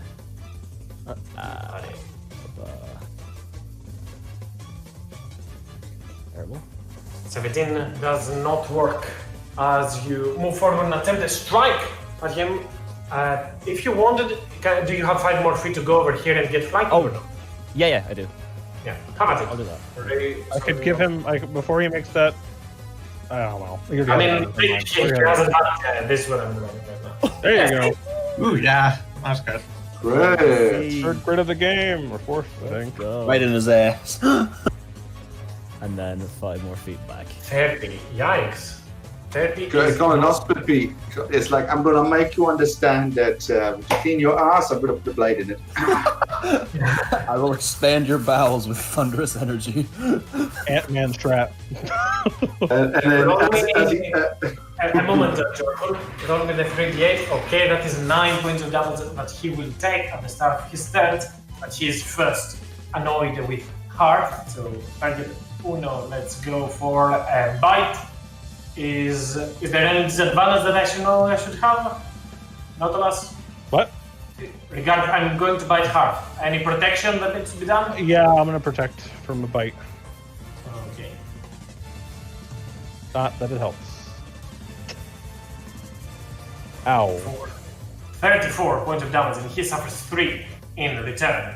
And as you attempt to block the strike, yep, do not get between me and my prey, Triton! And he will bring down glow number 1 at you, Nautilus. Strikes. Hits. Glow number 2 Hits. for 26. Make me 2 con saves for your Spirit Guardians. Okay, both with advantage. Yeah, visit that one. Okay. That's 1. And that's 2. You Oh, have a fuck plus off. 2, you pass. Oh, thank God. Indeed. Okay, hold on. I'm gonna keep 15. And Alfesny recharges its horror nimbus. As can it move anywhere? No. Okay, Nautilus, your turn. As he says, no one gets. What do you say? No one gets between him and his Prey. master or prey. Prey. I'll Yeah. turn to him and I just look at him dead in the eye and I say, "And no one gets between me and my friends." And I'll hold the hammer down, and I will cast life transference and on Hearth. Hearth, you heal for 34. Literally the 34. lightning. No, you. You're taking it back. And then Nautilus, you suffer 17. Make me a con save with advantage. yep. Hold on. Okay. Yes, if you don't roll once, double once. It should be fine. Minus 17. It really is double once, the only way to lose concentration. Nice. Okay. 1. 20 it is. Okay. Anything else for your turn? You use your action? Use my action, bonus action. Do you have anything particular? Yes. I will harness divine power, and I will gain back a level 2 spell slot. Okay. As you get a firmer grip onto your warhammer and sparks all around surround your hand, as through your veins you see static lightning coursing through. Madeleine, your turn. Let's move a little bit. Not any way to flank, I'm just moving so that way we're a little less clumped together. So I'll try attacking because I have one. So let's see. Roll disadvantage. 15 is a miss. That's a hit. That okay. Wait, what's the plus 1? I'll ignore. It's just a 21. So if his AC is 22, I don't hit. It is not. Do not worry about that. All right. So we're gonna hit him with that. The thunderous smite, which is he'll probably pass the save. It was more just to do extra damage. Okay. And we're gonna hit him with a level 3 smite. So I assume he's a fiend. Probably. Yeah, it is. Okay. So level 3. So that's 23. So 32. The 6 slashing is non-magical though, so I don't know if he resists that or he's immune to it. I counted that already. As you, he's resistant, as you strike at him, and with powerful turning radiance, the creature is blooded. As you strike at his back and wound himself, both heads tilt and look left and right. One spray pointing towards Nautilus, one towards Stalus and one towards you, Madeleine, as both of you hear onto your heads. It seems that I underestimated you, but you're no match for him, he'll say. This is telepathy, by the way. You can respond to this. Just shut up already. And we're gonna ram. Disadvantage. Okay, yeah, that's it. Okay. Harp, your turn. Make me wisdom save, Mandel, at the end of your turn, but Harp, your turn. Oh yeah. Right, guessing I didn't hear the telepathy myself. But I think I'll have this one just be a 3rd level 5 dots.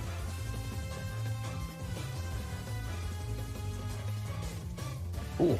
Keep You're forgetting. not good. Hi. On those, no worries. You said 5 of them? 3rd level 5 dots, yeah. Okay, for 25, as again, the Harp, you create 1, 2, 3, 4, 5 spectral missiles, then straight onto the chest of the Nazis as it looks beaten up. And the Gelscap. Bonus action, taunt him some more. I think you could do that for free. Reroll that wisdom save if you're frightened, Harp, by the way. Oh, he's not. I'm Okay, not. I passed it a while ago. Alan, your turn. Okay, quick question. The Ring of Fire, is it still going? This big I'll wall say that and... it slowly is diminishing. Sure. Okay. Yeah, if the flames got bigger, then I'd be like, oh boy. Can I see, just at a glance, not an action, but just can I see anything, passive perception? Is there anything in the circle? Is there anything happening? Is the dead body? Opaque. It is opaque, so you cannot see that. Okay. A Kit Kat. Ooh, I love Kit Kats. Go Oh for no, it. it's one of those gross Japanese apple Kit Kats. No! Gross. Sorry. I can't just sit here and not do anything, so I'm just gonna throw some zaps at the big boy. For Zapple. And Strikes. Pazzow! One. Frazal hits. Roll at 14. Let's go. Come on. Press the button.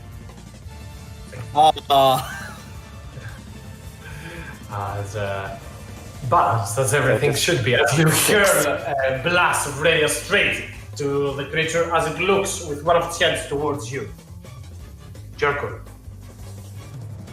You don't look at good friend. He's Valen's good friend. And he charges forward and he does a reckless attack and he's going straight for the head that's looking at Valen.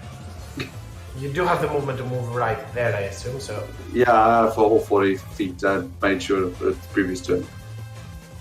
And he does so recklessly, so. Yep, okay. Wait, over here, Durble, I was here, so yeah, that makes sense here. But simply, Okay. 24 hits. 20 hits as well.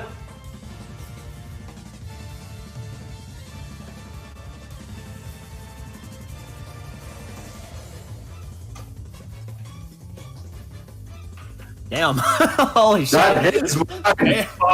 Holy shit. Cut through the Narvesni chest and gushing wounds appear as you strike one blow and cut off the snoot of one of its head. Black eye controls much as the creature roars in pain. Talos, your turn.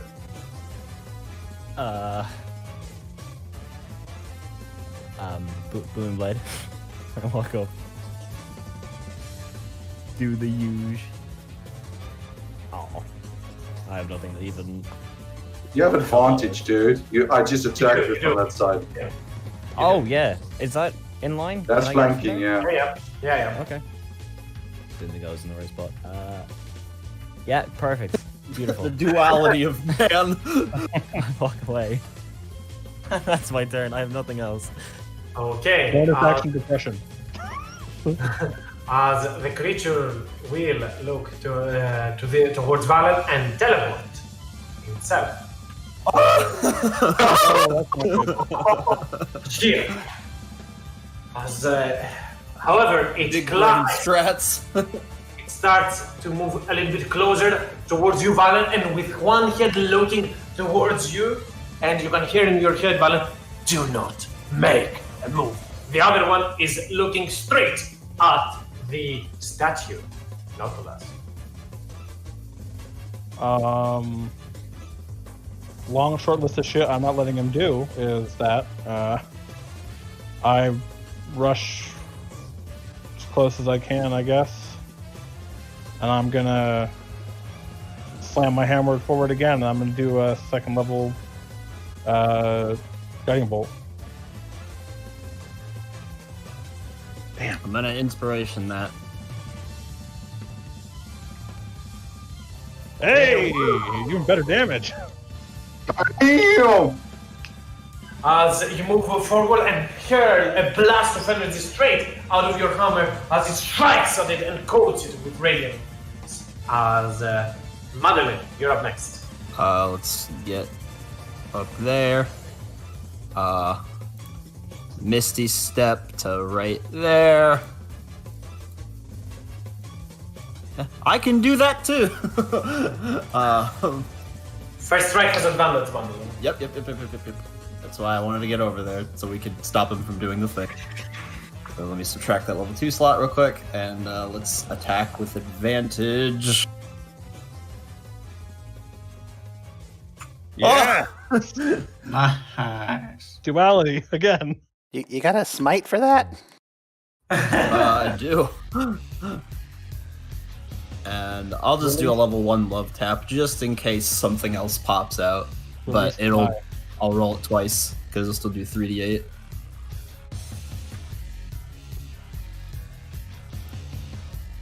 That is 15, 20, 30. Oh my! This is exactly its spin. 33. Oh my. As you are you wanna do? She is going to basically spin the glaive and kind of like a pseudo helicopter just come in and just slice and dice like all the heads off.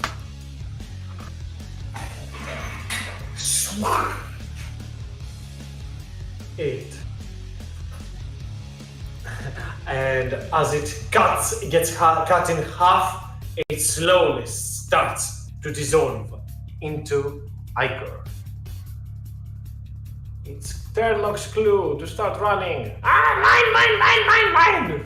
As it starts running towards there. I'm gonna drop initiative. The creature didn't manage to try to do something. As it's about to split the statue in half, you see it grabbing it in 2 hands, and you can hear the soft crack as the Madrun split it in half and died.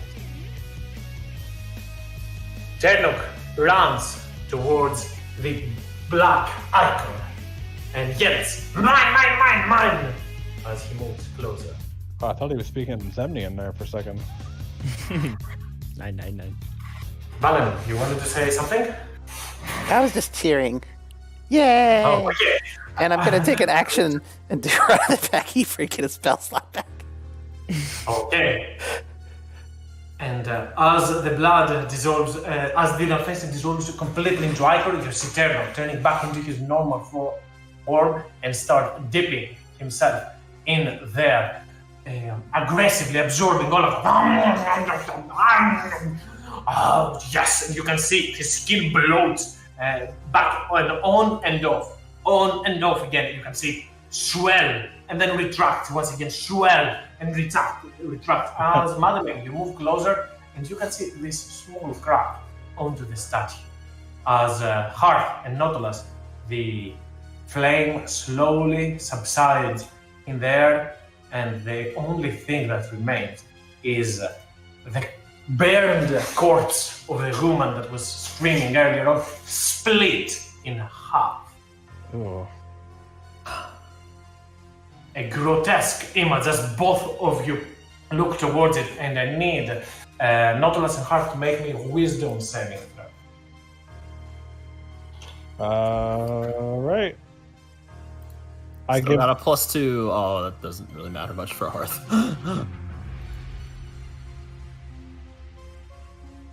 I mean, it's mostly flavorful stuff. Do not I know gotcha. as much as to. Ah! As Mostly flavor Heart, stuff indeed. yep. As Heart, I'll send it to you on a PM rolling on the PTSD table today, I see. It is one of those days. Only Hoth looks at it and apparently finds it extremely funny for some reason. Because he is just suddenly laughing.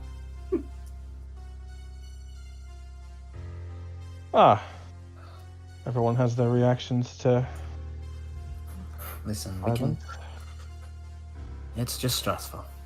I'm sure Arth will leave soon, don't worry about it. But we should probably destroy this statue. I guess while I still have some seconds left, I'll come over and try to bust the statue apart. Make me an athletic check, but you are on a timer, I believe. Oh wait, Joker has to do that. I can also spend another- Joker can always do it if he fails. I can spend another as well. Like I have giant. No. Just checking on something because I don't know how much time you've got left on that. I'm checking if you will be able to try and do it. But yeah, go for it. Nothing else. How about it? Alrighty. You attempt to break on top of the split. However, it doesn't seem to be. I still have advantage. Yep. So hold on, let me try that again. No. I mean, that demon was trying to split it earlier. You saw one of Thanos what he was doing. Was he trying to split it? Yep. I'm not sure. Oh, okay. That's a point. Yeah, no, we wouldn't then. Nope. That's fair. I didn't even think of that. Good point. Techno, take a step closer. No! Break it! Give me more of that! Break it! That's even more reason to not break it. Take it down a notch, Charnock. Charnock, calm down. Nah! He screams as he just puts both of his hands up, and you can see the ichor still coats his hand. Ah! I hate you! He throws a tantrum right there as he kind of just goes to the corner. Speaks in abyssal. Love you too, sweetie. As over there, Jorkul, you notice onto the hands of the cultist to kind of, Valen, what I was going for. Going that channel. Go back to your room, Turnok. But yeah, onto the gauntlet. Turnok roid juice. Yeah, I think Turnok just found out that steroids make you grow stronger, but gives you issues. As ignore the fiery effect, but these are the gauntlets that the creature was wearing. Ignore the flaming hands. Who found that? That's the creature, right? So. No, that's only the guy we're looking at. Jokel picks it up and kind of looks at Elias and says, wonder what this is, but let us find out before we decide who uses it, right? Very smart, my friend. I'll take a look at it when we go outside. Sounds like good. But like I said, probably find out if it's not cursed. Looks pretty, but these three people, they seemed a bit difficult. And I don't know if you fought this before, but they seemed like, I don't know what to say about it.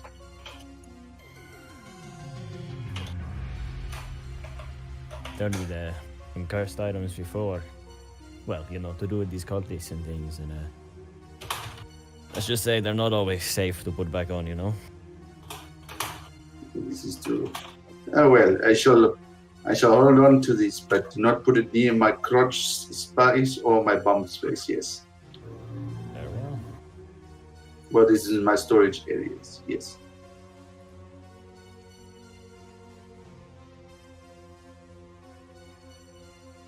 Where's Madeline? Where's Turnok?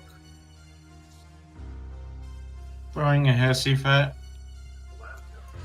He'll be fine. He'll come back when he wants to. He always does. China just. And I'm hoping this is wrong. I'm hoping this is wrong because I'm guessing my map seems a little bit different to everybody else's. Because at the moment, Valen's like inside the pit.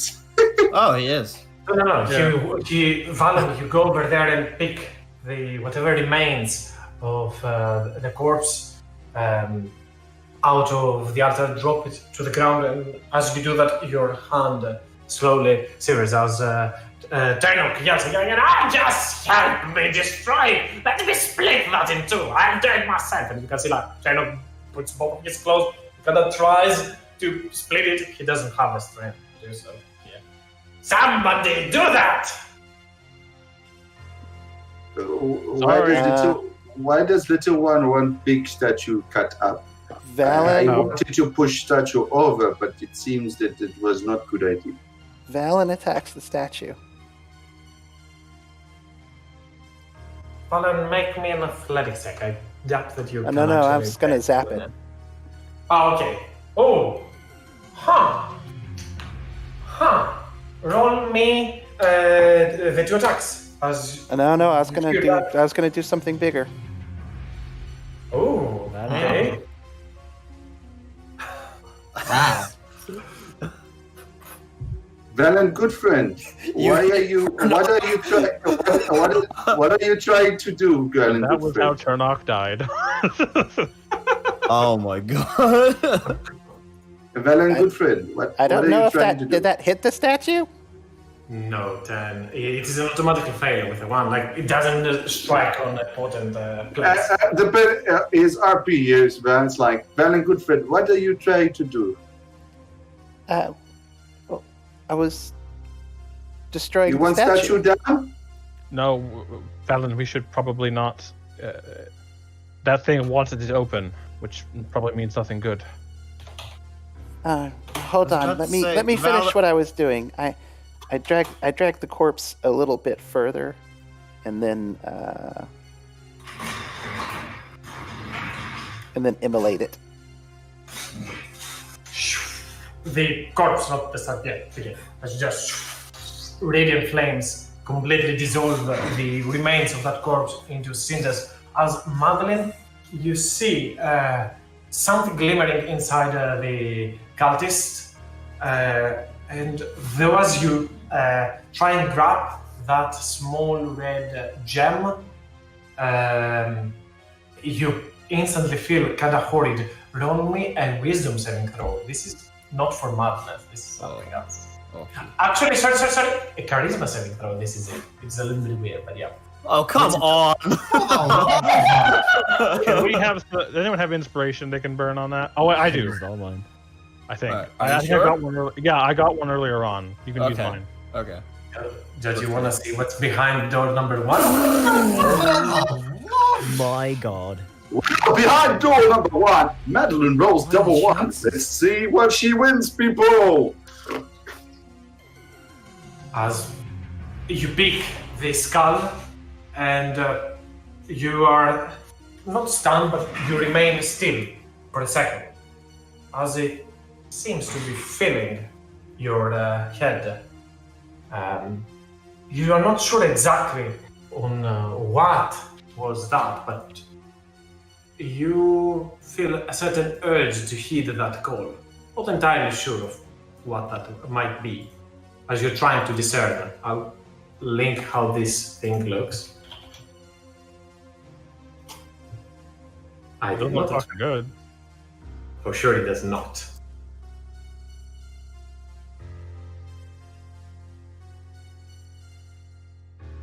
Holy moly.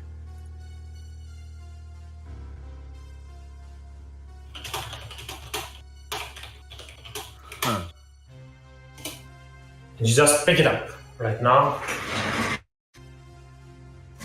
Nothing else for now. Interesting. Okay.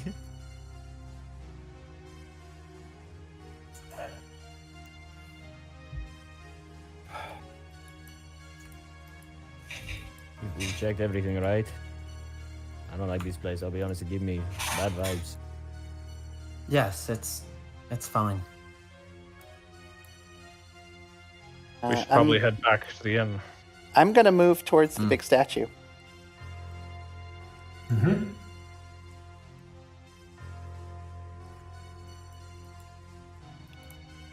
And I'm gonna start zapping it. Make me attacks. Somebody stop me. Yeah, I was gonna say I'm gonna run over and try and stop Valen. Give me the damage. After that, quickly, Jorkul and Talius run towards you. What's gotten over you as they kind of pull you to the side?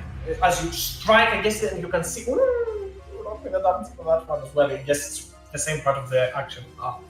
That's slow, but still getting it. You know what?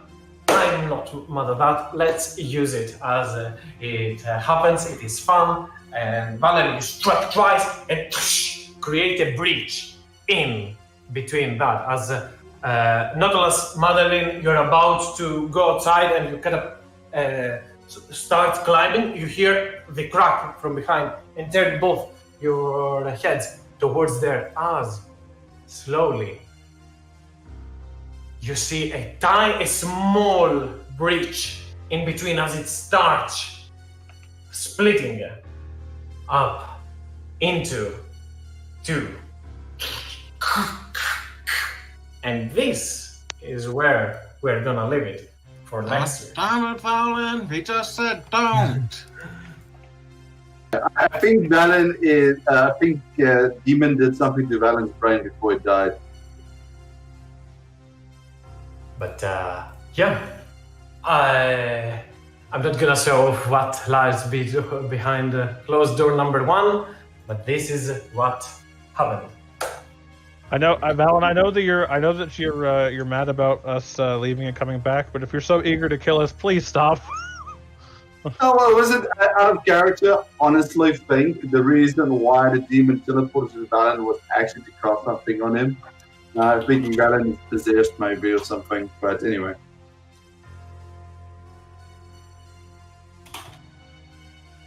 Because that was the duality that of the keys, maybe, because the duality of it is Valen did do what Valen does and just keep the body a barrier. As Jorkul and Talius try to pull Valen to the side, you just say, Valen, don't! And you kind of look towards them, and with not much, I'm not gonna say recollection, but not sure and confused of why they are telling you this, as you just strike and you can see this chasm as it opens.